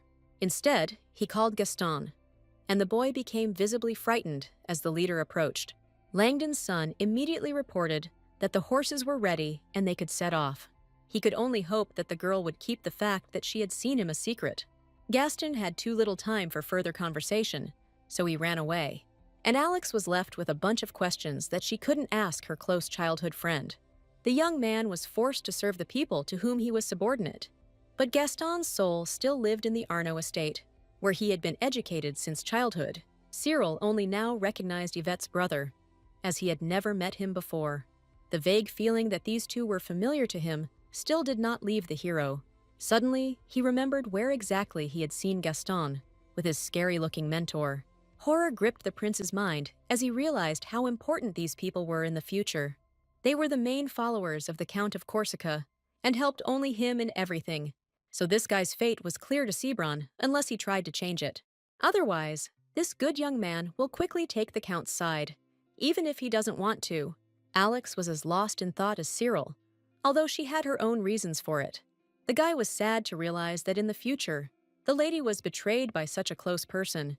But now Arnaud had no idea about the possible pain of losing Gaston. She was sure that Langdon's son would never tell anyone that he had seen her. Therefore, the girl asked Cyril not to hint to anyone about Gaston's presence in this village. Although the hero was against this, he still loved Alex, so he did not go against her. Only now did Duke Arnaud's daughter notice the state her friend was in. His legs were carefully bandaged, but this did not improve Sebron's condition much. The girl couldn't even imagine that her friend would be so worried about her absence. For Alex, it was much more important that Cyril had time to recover before they left. Therefore, she asked the young man not to act so recklessly towards himself again. The hero himself understood perfectly well that he had fallen as a heavy burden on all the participants of the expedition. He wished he could be more helpful, but in the current situation, he was in desperate need of care himself. Cyril's condition was so dire that he couldn't even keep up with the lady. She didn't immediately notice this, along with the sadness on the face of the young man, who felt like a burden. The hero needed words of support and consolation, because he was only driving himself deeper into the hole. He didn't have time to stop before he crashed into a lady who, for some reason, stopped in the middle of the road. Alex thought about how Cyril had bravely jumped into the river to save Vincent from death. And then he jumped into the well for the lady, although he himself could have been quite seriously hurt. Lady Arnaud admitted that after those two moments, any water became her weakness. The girl's hands trembled just at the thought that they would have to cross the river someday. With this, the lady wanted to show her friend that everyone had their own weaknesses, and that was okay. But because of their friendship, they could help each other in various critical situations. In fact, Sebron had long wanted to hear from Alex that he had been useful to her. Therefore, this request for help in the future was imprinted in the guy's subconscious with gratitude. Throughout his childhood, he dreamed of becoming a support for the girl he had feelings for. And now, at last, this moment had come, because by chance, Lady Arnaud was now younger. So for the first time in a long time, the hero could smile happily, enjoying communication with Alex. Seeing the guy's joyful smile, the lady remembered how many times she had noticed his tears before. From the very moment of their meeting, something constantly troubled the young man, causing him to cry from helplessness. And even at night, Cyril could not sleep normally, which the lady found out about completely by accident. Since then, she felt sympathy for the guy whose last name she had no opportunity to find out. Alex only wanted Cyril to continue smiling happily next to her. This moment will remain in the hearts of each of the friends who became attached to each other for a long time. But they didn't know that their friend's life was much more complicated and sad. Gaston had to lie that the girl was trying to sell him medicinal herbs. More than anything, he was afraid that his mentor would end up dissatisfied with him for some reason. This man hid his name from everyone around him, and demanded the same from his closest subordinates. In fact, he held Gaston hostage because he constantly threatened to kill his family. The poor guy had to choose between the lives of people he cared about. And so far, he had managed to avoid touching Alex, but that could quickly change in the future. That same day, the assistants discussed with Bianca all the latest events in their family. The women were upset that Alex's trip had not happened, and they sent only Gaston. They understood perfectly well that the guy had become a hostage of the situation, unable to return home. This news hit Yvonne the hardest, as she was the mother of Gaston and Yvette. Duchess Arnaud saw how hard it was for her friend, but she could do nothing to help. So the woman had to hold on for the sake of the future of Arnaud's estate and her children. She had suspected from the very beginning that something similar might happen to Gaston in the future. But even so, the woman did not stop her husband, who decided to make a knight out of his son.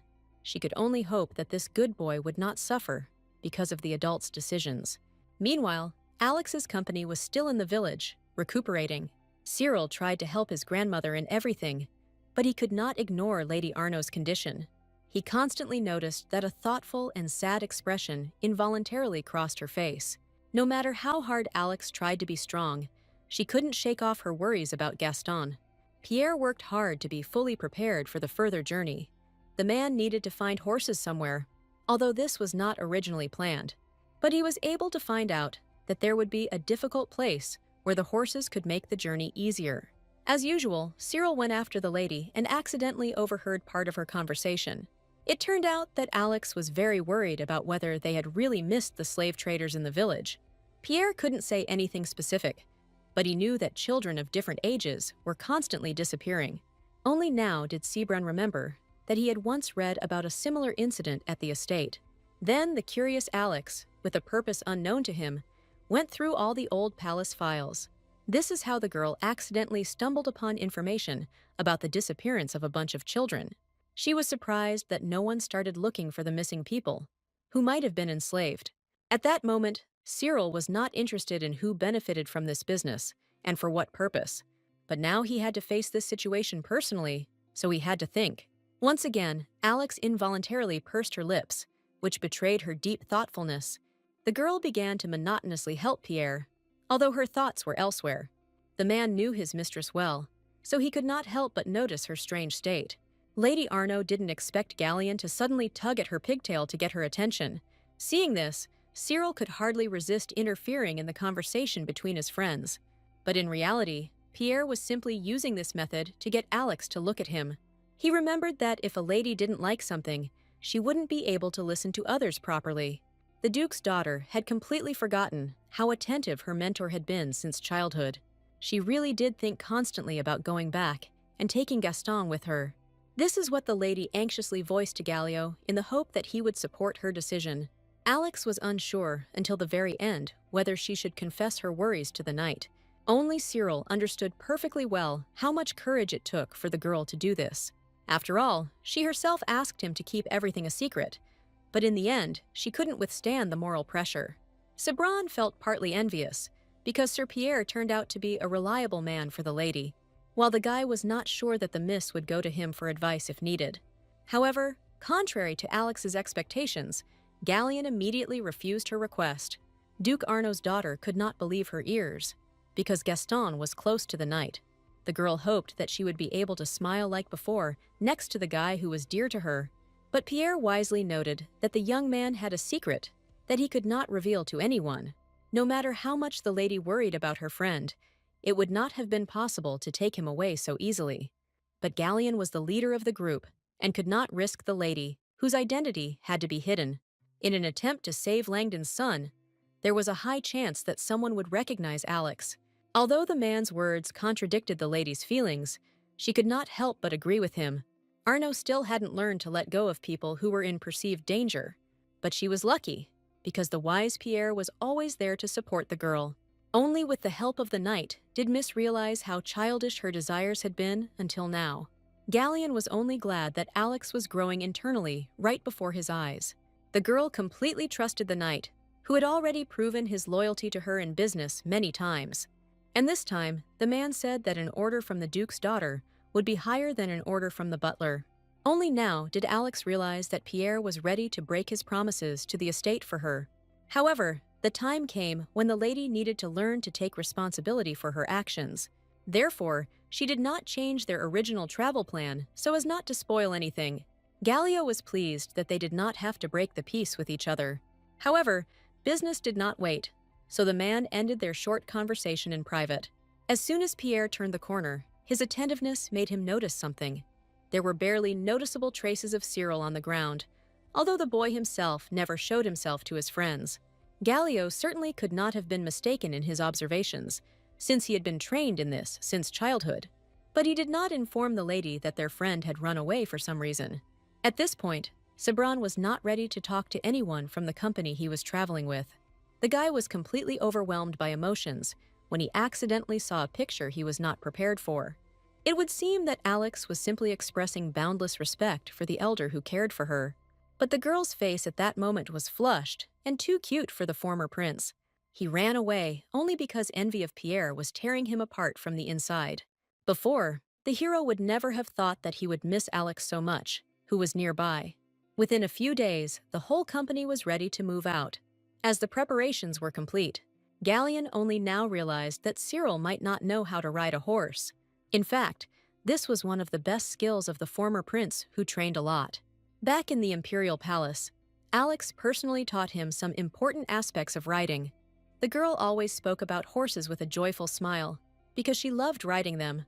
Her memories were connected with her father, who was no longer alive at that time.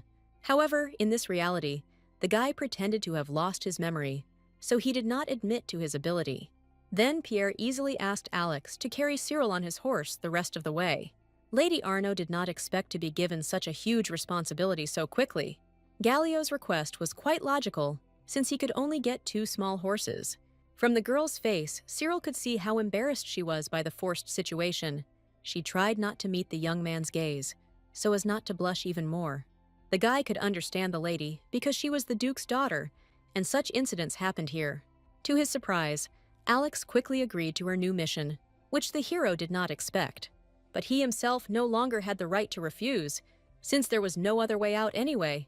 The lady enthusiastically promised that she would definitely deliver her friend without a single scratch. But this didn't make the embarrassed former prince feel any better, because he was experiencing shame. Even before leaving, Cyril regretted not having confessed his ability to ride.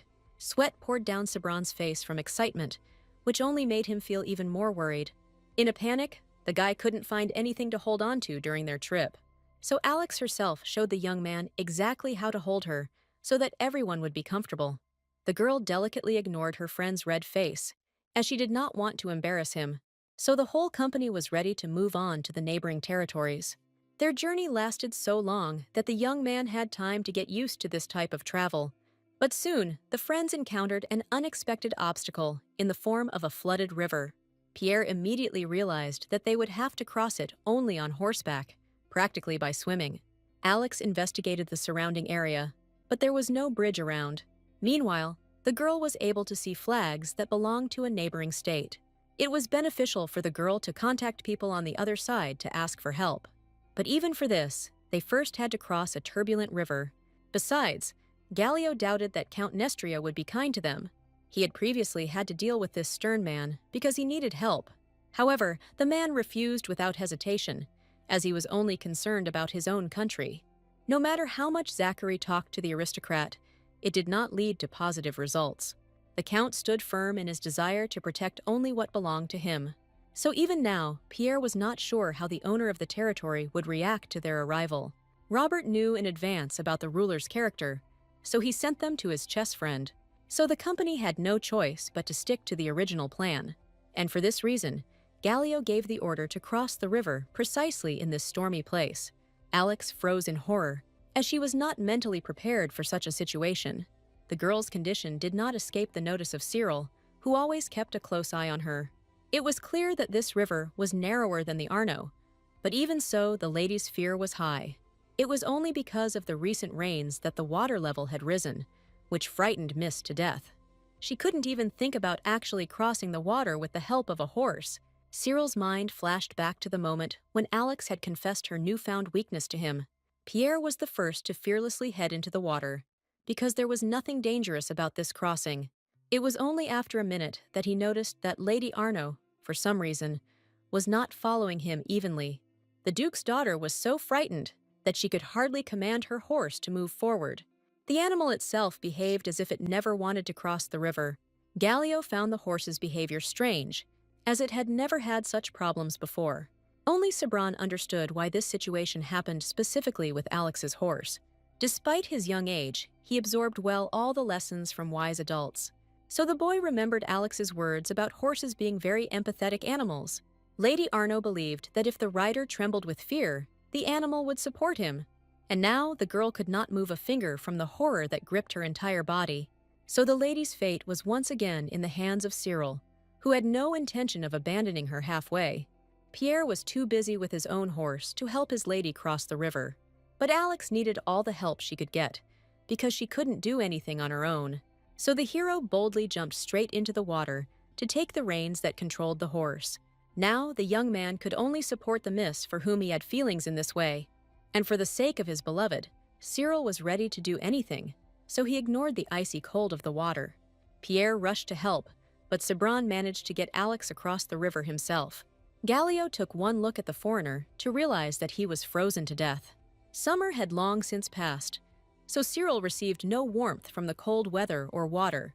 As soon as they moved away from the river, the lady instantly came to her senses, throwing off the remnants of her fear. Now all her thoughts were occupied only with concern for the condition of her frozen friend. The lady couldn't believe that the guy actually tried so hard to help her. She didn't know that Cyril had already fallen in love with her in his past life. So now the former prince was full of desire to support the lady on her difficult path. Meanwhile, at Nestria's estate, the maid was trying her best to find her mistress, who had disappeared somewhere. Only at the very last moment did she realize that the woman had escaped from everyone to the roof. Madame Eva had a unique character and personality, which was clear at first glance, so she listened little to advice from others, because she knew what was best for her. The woman tried to enjoy the last rays of the sun, which were few. She looked into the distance, as if she had a premonition of the imminent appearance of her friend's acquaintances. The entire company successfully reached the estate in just half a day after crossing the river. But Pierre was still in a hurry to meet the woman, so he handed the figurine over to the guards. Only Robert knew what message he had sent with this piece of chess. This unusual greeting from the guests was immediately conveyed to the lady who ruled the estate in her husband's absence. It was not difficult for Eva to understand at first glance who exactly this message was sent from. She treated Robert well, although they had not been able to play together in recent years. Although the friends arrived at their destination, Alex was haunted by Cyril's condition. The hero was so cold during the plunge into the water that he could not warm up even in the warmth. Even with the naked eye, it was clear how bad the former prince was now. In fact, Sabran was ready to lose consciousness at any moment due to the cold inside. But he tried to hold on, because he wanted to make a good impression on his friend Robert. Moreover, the guy was encouraged by the fact that Alex was sincerely concerned about his well-being. That's why the young man continued to force a smile, no matter how hard it was for him to do so. And soon the traveler's wait was rewarded, as the mistress of the estate came out to meet them. At the sight of her, the air froze in place, since he knew this woman well from his past life. But the hero didn't expect that Madame would be at Nestria's estate at that moment. Eva helped the little prince out many times in his past life, as she was his mentor. It was thanks to her support that Cyril's character was significantly strengthened in a short period of time. But the guy was not prepared to meet this wise and strict woman so soon. As a child, it was her that Sabran feared most, so this meeting was the last straw for him. No one expected that the foreigner would suddenly lose consciousness at such an important moment of greeting. The young man's head was still fresh, with all the instructions from Madame Eva, who had been assigned to him. She tried to raise her heir to be a good ruler, so that no one would turn away from him. After all, it was during the reign of evil emperors that rebellions most often arose. Eva taught Cyril the balance between compassion and strictness to help him succeed on the throne. Even if the boy had known earlier that this advice would not help him, he would still have listened to it. During her short service, the heir managed to become attached to this beautiful woman. But just a year later, she was executed as a spy, and the future ruler was unable to resist it. Only after a couple of hours the heir was able to come to his senses, although it was difficult for him. All this time, Pierre and Alex did not leave their friend's bedside, as they were very worried about him. The boy's condition was still deplorable, despite the fact that he was wrapped in warm clothes. Cyril was slow to think, so he didn't immediately remember where exactly they were now. And immediately shame for his behavior washed over the young man, although he was not guilty of anything. Lady Arno felt a little better when she realized that Cyril's life was no longer in danger. When he lost consciousness, no one understood what to do in such a situation. And only Madame Eva did not lose her head, since iron discipline and calmness were in her blood. The woman understood that now was not the right time for conversation, because she needed to help the young man. So she temporarily moved the guests into the room, suggesting they discuss everything later. As soon as the hero heard the details after his fainting, his morale only worsened. He couldn't believe that he had ruined such an important meeting for everyone at such an inopportune time. At that moment, Ava's assistant delicately looked into the room, as she had business to attend to. Her mistress gave the order to bring a man with silver hair to the audience. Although Alex did not want to leave Cyril alone, she had no right to refuse the invitation. Pierre stepped forward to protect the girl and introduce himself as the group's leader. But the maid was adamant about Ava's decisions, which were never discussed in the estate, so Gallio was quickly defeated by the woman's cold and confident onslaught. Cyril watched in amazement at this display of courage towards a man of higher status, but the maid herself behaved as if she interacted with aristocrats below her rank every day. To avoid an unnecessary argument, Alex agreed to a private conversation with Madame Nestria. The girl revealed her face, as there was no longer any need to hide her identity. She ordered Pierre to keep an eye on Cyril and not to worry about the conversation that was about to take place. But it was easier said than done, because Gallion was not used to letting a lady go alone. It was no easier for the knight Sebran, who tried to secretly follow Alex everywhere. The Duke's daughter was wary at her first meeting with Robert's chess friend. She was not at all surprised when she saw that very same chess game on the tea table. But the girl did not expect that Madame would invite her to play to relieve boredom. Eva was sure that Robert would definitely teach the lady how to play correctly. Alex was surprised that the woman knew in advance who she really was. But Madame did not have intuition, because the mentor himself told everything in their secret language. Often old friends used secret figures to communicate, the meaning of which only they understood. Chess was a game of encrypted real-life characters, each playing their own special role. And the horse symbolized the desire to become a knight, which only Alex of Arno possessed. The girl had no idea that someone could express themselves in such a simple and clever way. Lady Arno was not one to back down, so she asked to be knighted. But Count Nestria was absent, so there was no one to perform this important ceremony. Even Eva herself had no idea when her husband would return to the estate after a protracted war. The woman did not expect that her guest would turn out to be such an impatient and wayward girl. Alex didn't want to remain in the dark, so she demanded a meeting with the Count of Nestria himself. The determination in Mrs. Eyes told Eva that she would never give up on her desire.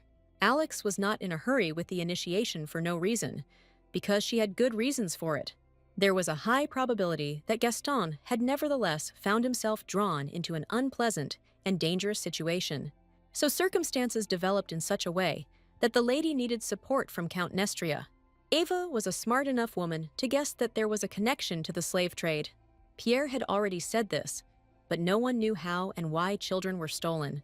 Alex was surprised that Madame hit the nail on the head, even though she wasn't in the know. The woman knew that during wartime, as many people as possible were often kidnapped and sold. But the current situation was different, because people were disappearing incredibly quickly. Even in the Count's territories, rumors were already circulating about more missing children. The state was already short of workers, so any losses were felt especially acutely. This gave Alex another reason to meet with the ruler of Nestria. Only Eva knew that Joachim was an extremely secretive and conservative person, so he would not allow an aristocrat from another state to interfere in his affairs. Even the fact that Madame told the lady about the circumstances already earned her punishment. The Duke's daughter never thought that such complex obstacles would arise on her difficult path. She sincerely suffered from the fact that she could not help her beloved relative in captivity. Eva understood the girl's emotions, but it was too early to act actively. Since Robert had entrusted Alex's care to Madame, the woman was going to do everything possible. The lady's heart couldn't take the promise of support, and she burst into tears happily. Ava felt sorry for the Duke's daughter, but she tried to adhere to all the rules of Count Nestria. But the woman had something to offer the young guest, who was so moved by her presence. The thing was that Muriel d'Abbeville, who was Alex's friend, was in this estate. At this time, Cyril was restless with worry, but Pierre would not let him go anywhere. The man had to stay close to the boy so that neither of them would do anything wrong. Gallio hoped that the foreigner would not become completely ill, as this would create problems for everyone. The hero himself understood that now was not the right time for his general malaise. He was absolutely sure that Alex would blame himself if his friend got sick. Cyril was so deep in thought that he didn't notice Pierre watching him closely, so the question about his feelings for Lady Arno caught the poor hero off guard with its unexpectedness. The food scattered across the bed in panic was the best answer to whether Sabran loved Alex. With a sigh, Gallio admitted that he didn't understand how he had ever distrusted such a nice guy. The former prince did not know what reaction the knight would receive to his silent confession, and Pierre remained calm, although he asked Cyril to be careful with his feelings. He recalled that a groom for the girl had long ago been chosen from among the noble aristocrats. Sabran knew this nuance better than anyone, as well as many other things about Lady Arno. He still remembered with sadness the past, when he couldn't even get close to the girl. This is because at the time of their first meeting, Alex was already married and did not look at others. Moreover, their age difference played a huge role in this, so there was no talk of love. No matter how well Lady Arno treated her ward, he was just a child to her. Even when Cyril grew up, nothing changed in their relationship because it couldn't. A heavy and unpleasant sadness about this constantly ate away at the former prince from the inside. He really needed advice from the magician who knew how to change Alex's future. Perhaps there was still a possibility that the lady would not marry the son of the Count of Corsica. And then Cyril will definitely not miss such an ideal chance for himself, because he could not live without a lady. In his dreams, Alex only gave him a happy smile, always staying next to the guy. But at that moment, the young man's thoughts were interrupted by a sharp and noisy intrusion into their room. The red-haired girl with the face of a demon rushed inside, but later realized that she was mistaken. With the manners and etiquette of a lady, she bowed and asked forgiveness from the unexpected guests, but immediately after this, the lady rushed off down the corridor like a whirlwind, as she was clearly carried away by something. The guys looked at this noisy person with surprise, whom they did not expect to see. Pierre had never heard of his friend Robert ever having an adult daughter, but the hero knew for sure that Madame Ava had no children, because she died too early.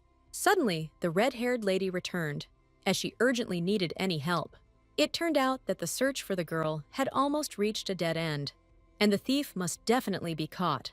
Pierre tried with all his might to convey to the lady that they could not wander around the estate like that.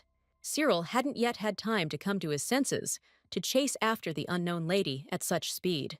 But Muriel, for it was she, remained adamant in her desire to attract helpers. She reluctantly admitted that she was looking for the lost heir to the county of Nestria. Hearing this, Cyril froze in horror, as such a matter was a huge sensation. He did not remember any information about the Count's children, since he was not interested in his past. But if there was a kidnapper in the estate, it could have ended tragically for all its guests. For some reason, despite the importance of this matter, d'Abbeville was in no hurry to call adults for help. The girl spoke in riddles and did not even properly describe the thief's appearance to Pierre and Cyril. She assured that the boys would understand everything themselves as soon as they saw the very same kidnapper of the heir. The men had no choice but to believe the words of this strange stranger. Pierre was the first to collect his thoughts and set off in search of the child, who should be somewhere nearby. Only Cyril could not understand why no one present was worried about the kidnapping. Instead of mobilizing military forces, Muriel personally carried out the search. Only when the boy saw the kidnapper with his own eyes did he understand why the lady had not called the adults. The whole thing was that Chris Nestria, who was also an heiress, had dragged her little brother away. She resisted until the very end, as she did not want to return the child to the hands of her elders. Surprisingly, the little girl moved so quickly that she almost reached the exit with her brother in her arms. Only at the last moment did the young man realize that at this rate, he would not be able to catch the little rascal. But Pierre jumped out from around the corner in time, right in front of the lady as he was prepared for this meeting. Now Chris's desperate resistance had no effect on the knight's strong hands. No matter how much the count's daughter screamed, no one would hear her in this corner of the estate. Muriel was very angry with the girl, who had already stolen her brother right from under the maids' noses more than once. But the little girl was used to such threats, so not a drop of conscience was reflected on her face. Cyril was given the important task of looking after the heir, and he felt the weight of this responsibility. Suddenly, the girl screamed loudly that she just wanted to take her little brother to their beloved mother. These words caused a heavy sigh from de Beauville, because she knew all the nuances of this family well. And not long ago, the Countess died, so the children were left under the care of nannies and their eternally busy father. This came as a surprise to Cyril, who remembered little about Count Nestria and his entire family. But Chris still denied the fact that her mother was no longer alive, even though she attended the funeral. In desperation, the little girl bit Pierre's hand with her teeth, hoping that he would loosen his grip. This action brought a positive result for the lady, so she was able to get out successfully.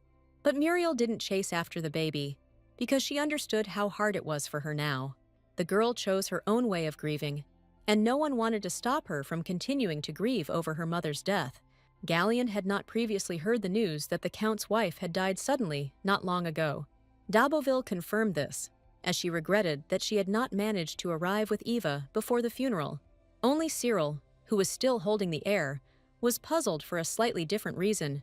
The whole point was that in her past life, Madame cared about him, and not about Count Nestria's children. And this girl certainly did not help Eva in the performance of her duties, since Sebron saw her for the first time. The guy even felt a little ashamed that he was jealous of these little children. However, the hero could not get the thought out of his head about how his younger self was living now. After all, if Eva was here, it meant that the heir was alone in the empty imperial palace. As soon as the heir was returned, the nannies quickly and skillfully calmed the child, who had experienced stress. It turned out that d'Auboville had fallen for Pierre, and so she asked him for help in searching for the baby around the estate. As a child, the girl often played with Alex and Gaston, so she missed these two people. But Gallion himself still did not recognize the lady who had been communicating with him so boldly and confidently all this time. So the girl had to remind him of the time when the man came to her father's estate. Only now did the knight realize that the little red-haired girl had grown into a beautiful lady. It was difficult for him to accept this fact, because children often remained children to Gallio until the very end. The man didn't have time to give Muriel the answer she needed, as she herself heard a familiar voice in the corridor. At the sight of her old friend, d'Auboville's face lit up, because they hadn't spoken for so long, although they were close. Alex was no less happy than the red-haired lady with whom fate had once again brought her together. Muriel's only complaint against Pierre was that he hadn't told her earlier about Arnaud's arrival. The knight himself felt ashamed that he did not recognize the young lady in this eccentric girl. Cyril watched the red-haired lady, whose name was well known to him, closely. He didn't expect that d'Auboville would have such a strong and close relationship with Alex since childhood. It was clear from Muriel's face that you could trust her with any secret, and it would remain a secret. But in his past life, when the prince ascended the throne, this entire family had already been banished from the empire forever. It was for this reason that the influence of the Count of Corsica immediately increased among the ranks of the aristocrats. Before, Sebron hadn't thought about what kind of connections young Alex had in society, but now he saw that he was not the only one who had to lose many loved ones in a short period of time. All the people Lady Arnaud had once known had completely disappeared from her life by the time she grew up. Looking at the two girls in front of him, the guy remembered that he had completely forgotten about his original plan. After all, he was in this reality not for the sake of his past self, who suffered a lot. All of Cyril's actions were aimed only at protecting Alex, who could die in the future. Lady Arnaud had not forgotten that just recently her friend could hardly walk because of the fever that had gripped him. So she approached the young man with the desire to find out if everything was okay with him at the moment. But the hand that covered Cyril's forehead to check his temperature did not, in the end, belong to a lady. Pierre was the first to do this, because he didn't want the boy and girl to get even closer. Although Alex did not understand the knight's motives, she did not insist on her desire to personally check her friend's forehead. While they were talking, Muriel looked closely at the handsome foreigner, previously unknown to her. The guy vaguely reminded the girl of someone, but she couldn't remember who exactly. But D'Auboville noticed that he was wearing exactly the same necklace around his neck as Alex. Muriel didn't know what to think about this yet, because she had too many questions in her head. Madame Eva, involuntarily, became interested in Cyril's personality at the very end of her conversation with Duke Arnaud's daughter. She was interested to know what kind of person this strange foreigner was who was following the girl, but she didn't expect that it would turn out that this young man was found with memory loss somewhere deep in the forest. Ava was confused by the expression on Cyril's face the moment he met her for the first time in his life. Then, it seemed to the woman that the guy looked surprised, precisely because he recognized her well. Therefore, the madame had quite logical suspicions, although the young man did nothing bad to Alex. But his story haunted Eva, although she had too little information to draw any conclusions. As soon as Alex returned to the room, she told her friends about everything that had happened to her. But in reality, the girl couldn't come to terms with the fact that she would have to simply wait for events to develop. Tears came to Lady Arnaud's eyes, just thinking about Gaston in the clutches of the enemy. The emotions inside the Duke's daughter were so strong that she was unable to contain them in front of her friends. The lady's greatest fear was that she would lose someone she knew from her childhood. Pierre understood his mistress's feelings perfectly, but agreed that they could not act on them. So Alex was left to continue to feel a sense of powerlessness that was contrary to her character. It was painful for Cyril to see his beloved in such a state, so he also wanted to console her. But Sabran's actions were stopped by something he couldn't even imagine in this reality. Gallion made it clear with one gesture that the guy had better not get close to the lady, taking advantage of this situation. Alex's tears were interrupted by a sudden knock on the door, which none of the three expected. It was quite late, so the girl couldn't even guess who had come. It turned out that Lady Arnaud had been given orders to move to another room for the night. The maid thought that this was something self-evident, since a lady could not sleep with guys. But morally, the Duke's daughter was already accustomed to being around friends, so any separation was perceived acutely by her. Alex had no objections to moving into her beloved Muriel's room, so she only said goodbye to Pierre tenderly, since she had no other choice. As they parted, Lady Arnaud said goodnight to Cyril, glad that he was feeling better. Both boys, with a slight degree of anxiety, saw off the Duke's daughter, who confidently walked straight down the corridor. Sabran didn't know how to communicate with Gallion after what had recently happened between them, but the man was the first to ask for forgiveness, melting the shards of ice that had begun to form in their hearts. Gallion hoped that the young man would be able to keep his feelings at the level of admiration, so as not to suffer. In fact, the hero understood perfectly well what was being discussed, but it was already too late for him. Even before his reincarnation, Cyril fell in love with Alex at first sight, and it was inevitable this time too. He knew well what suffering tasted like when you can only watch your beloved from the side. At this time, Alex felt some dissatisfaction with the fact that she was moved from room to room. Muriel was genuinely concerned that her friend's condition was good for everyone. Lady Arnaud was glad that they could spend the night together, but something still didn't sit well with her inside. D'Auboville was distracted by the compliments directed at her, so for a moment she forgot about her friend's thoughts. Then Alex asked how her friend ended up on these lands, which were far from her home, and Muriel said that she had come to Nestria, following Madame Eva, who had a lot to teach her. The girl was genuinely delighted that even just by observing Madame, she had already learned a lot. In her dreams, D'Auboville wanted to see Gaston in this place too, so that they could play the same way they used to in childhood. Alex felt sad at the mention of her brother, not knowing whether to tell the truth about him. Muriel had not been to Arnaud for so long that she knew nothing about how her friends from there were growing up. And this only made the Duke's daughter sadder, since there was no way to confess everything. She felt as if an invisible wall had arisen between her and her friend because of the secret she was keeping. The lady was worried that she might ruin good childhood memories with her words. But Muriel had already switched to another question, since Cyril had already caught her interest.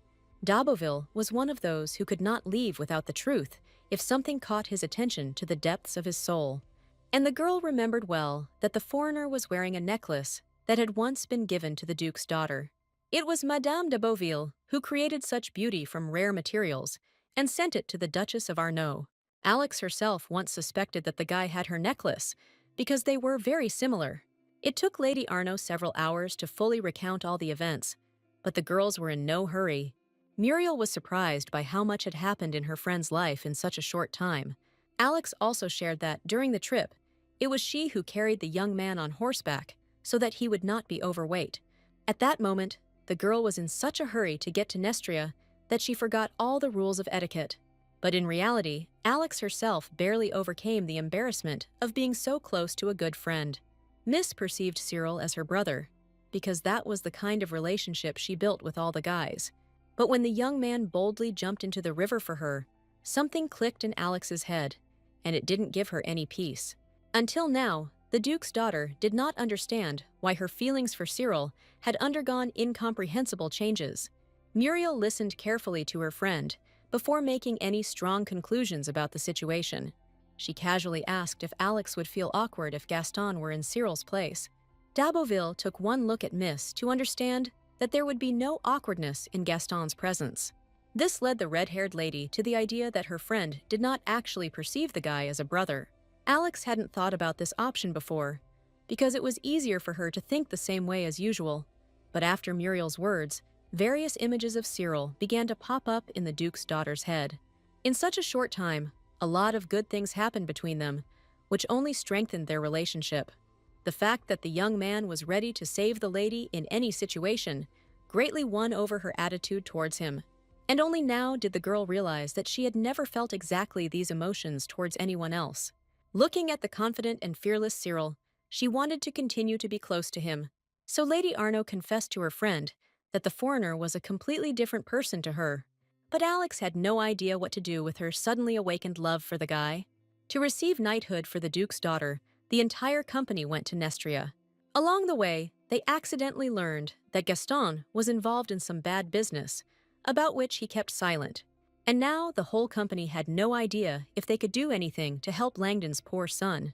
In fact, Cyril expected that the girl would easily achieve all her goals along the way.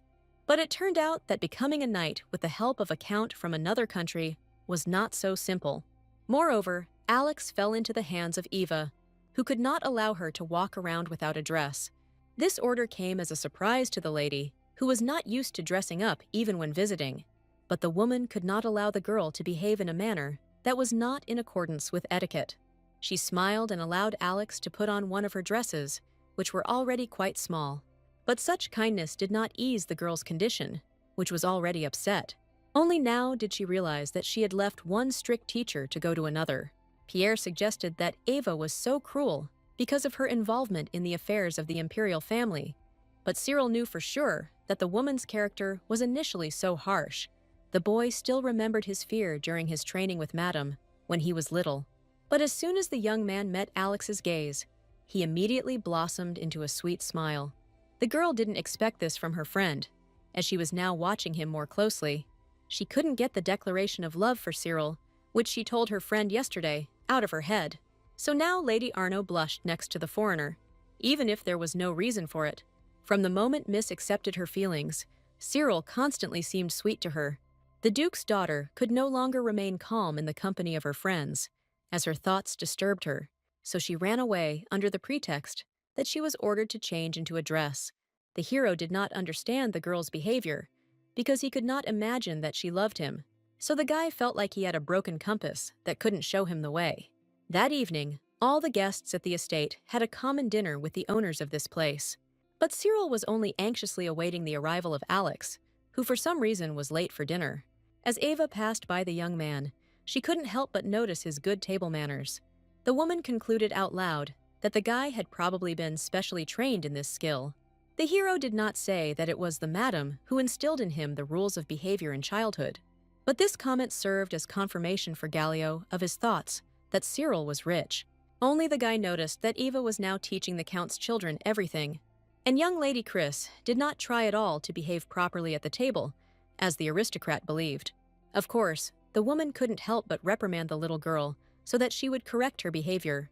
But the girl reacted extremely strongly, because she didn't need another mother to replace the one who had died. Because of this situation, Chris ran away from the table early, without even saying goodbye to anyone. The hero was outraged by the lady's behavior, because he considered Eva a deservedly worthy person. But then the guy's attention was distracted by Pierre, who suddenly stood up from his seat for some reason. Cyril watched him go with an uncomprehending look, since they didn't have to go anywhere. Only a moment later did the young man realize who exactly the polite knight was heading towards. An incredibly beautiful Alex, wearing a dress for the first time in a long time, came down to dinner. The girl sparkled both outside and inside, perfectly understanding her grace and delicacy. The knight rose from the table, only to show all his respect to his lady. He volunteered to personally escort the duke's daughter and seat her on a chair in order to observe all the rules of etiquette. The hero had no choice but to watch in confusion at Pierre, whose place he wanted to take. Suddenly, Cyril remembered the past, in which he also silently watched Alex. Every time this situation occurred, the lady found herself on the other side of her friend, and he only looked at the daughter of Duke Arno, unable to come even a centimeter closer. Sebran believed that since there was no longer an age difference between them, he had a chance. But for some reason, the feeling that the girl was on the other side never disappeared between them. Only a few minutes later, did the lady notice that Cyril was not at the table for some reason. She approached Muriel about this, and the lady also remembered the guy's presence. But in the end, the young man disappeared so quietly that no one saw when and where he went, and the duke's daughter was left wondering in her mind why her friend had run away so soon. The hero ran away only because he could no longer control the emotions on his face, but he didn't want to ruin such a wonderful evening with his sour expression. Although everything seemed to be fine, the guy felt envy and jealousy towards Alex. He wanted to be next to her, to be in Pierre's place, but all this was impossible. That is why Cyril chose a small escape as the best solution for himself. Suddenly, Sebran heard a pleasant voice humming a lullaby in the darkness. The young man was confused, because he thought that there would be no one near him in this huge estate. But it turned out that little Chris, with a candle in her hands, was fearlessly walking down the empty corridor. The girl was heading to the place where her mother, who had recently died of illness, was buried. In fact, Chris was very afraid of the dark, so she was scared of every little thing in the estate. However, the lady did not stop on her way, because she really wanted to visit her mother. Cyril carefully followed the girl, who so stubbornly followed her path. He noticed how Chris was constantly shaking with fear, but still walked forward without stopping. Only now did the guy realize how stupid he had been to feel jealous of this lady. Every time he forgot that he didn't have to take care of his little self, who lived in the palace. Just in case, the young man remained near the crypt to make sure nothing happened to the baby. The likelihood that anyone else would come to the tomb so late was very small. But still, Cyril couldn't leave Chris completely alone in the middle of the dark estate. Almost immediately, he heard the sounds of quiet crying coming from inside the crypt. Although the young man knew the reasons for the little girl's grief, he still felt uneasy because of her tears. But Chris had no other option to be sad, so she dealt with it this way. Only Cyril, who was also left alone, could understand the full weight of the young lady's sorrow. And that's why the guy didn't interfere with her condition, understanding that she needed to experience it herself. Only after a few minutes did the crying inside the crypt die down, along with the incoherent muttering. But no matter how much the hero peered into the darkness of the tomb, the lady did not return from it. He was so lost in thought that he didn't hear the steps behind him, but Eva was approaching him. The woman knew very well about the antics of young Chris, and tried not to leave her alone. None of them expected to meet each other in the corridor because of the little heiress. Eva still had many questions for the foreigner, but now was not the time to ask them. Soon the girl was taken away by a maid, who delicately ignored Chris's tear-stained face. The baby fell silent only because she fell asleep from fatigue and a huge number of worries. Eva immediately guessed that Cyril stayed next to Chris to make sure nothing happened to her. Sebran was pleased to receive gratitude from the man he had feared throughout his childhood.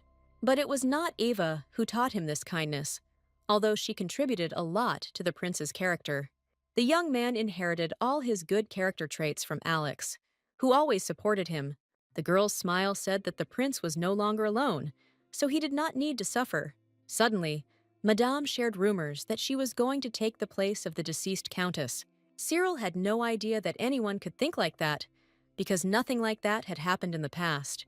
He knew nothing about whether Eva really had a relationship with the strict Count of Nestria. But in fact, the lady simply laughed at the guy, whose emotions were easy to read. But the jokes ended the moment the woman looked closely at Cyril's face. She was already acquainted with the young heir, so she could not help but notice their similarities.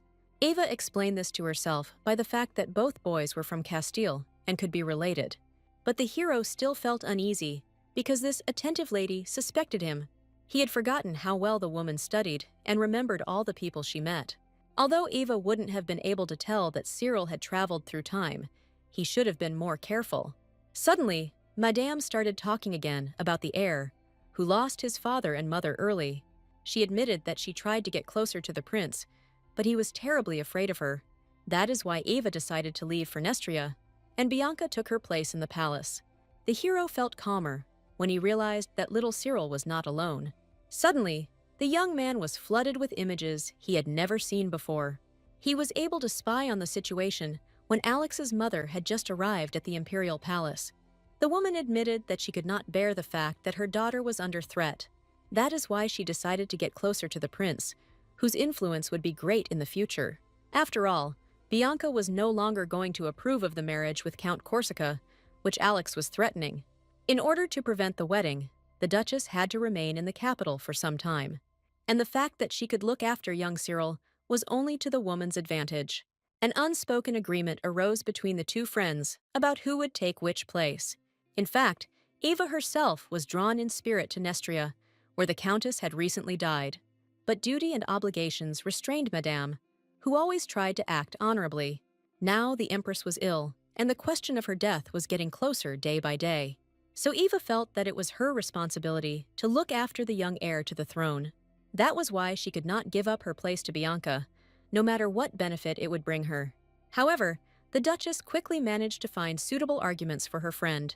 Over the years, Eva had forgotten that she was not obliged to serve only House Sabran, and Bianca reminded the woman that she should be where her heart was pulling her with all its might.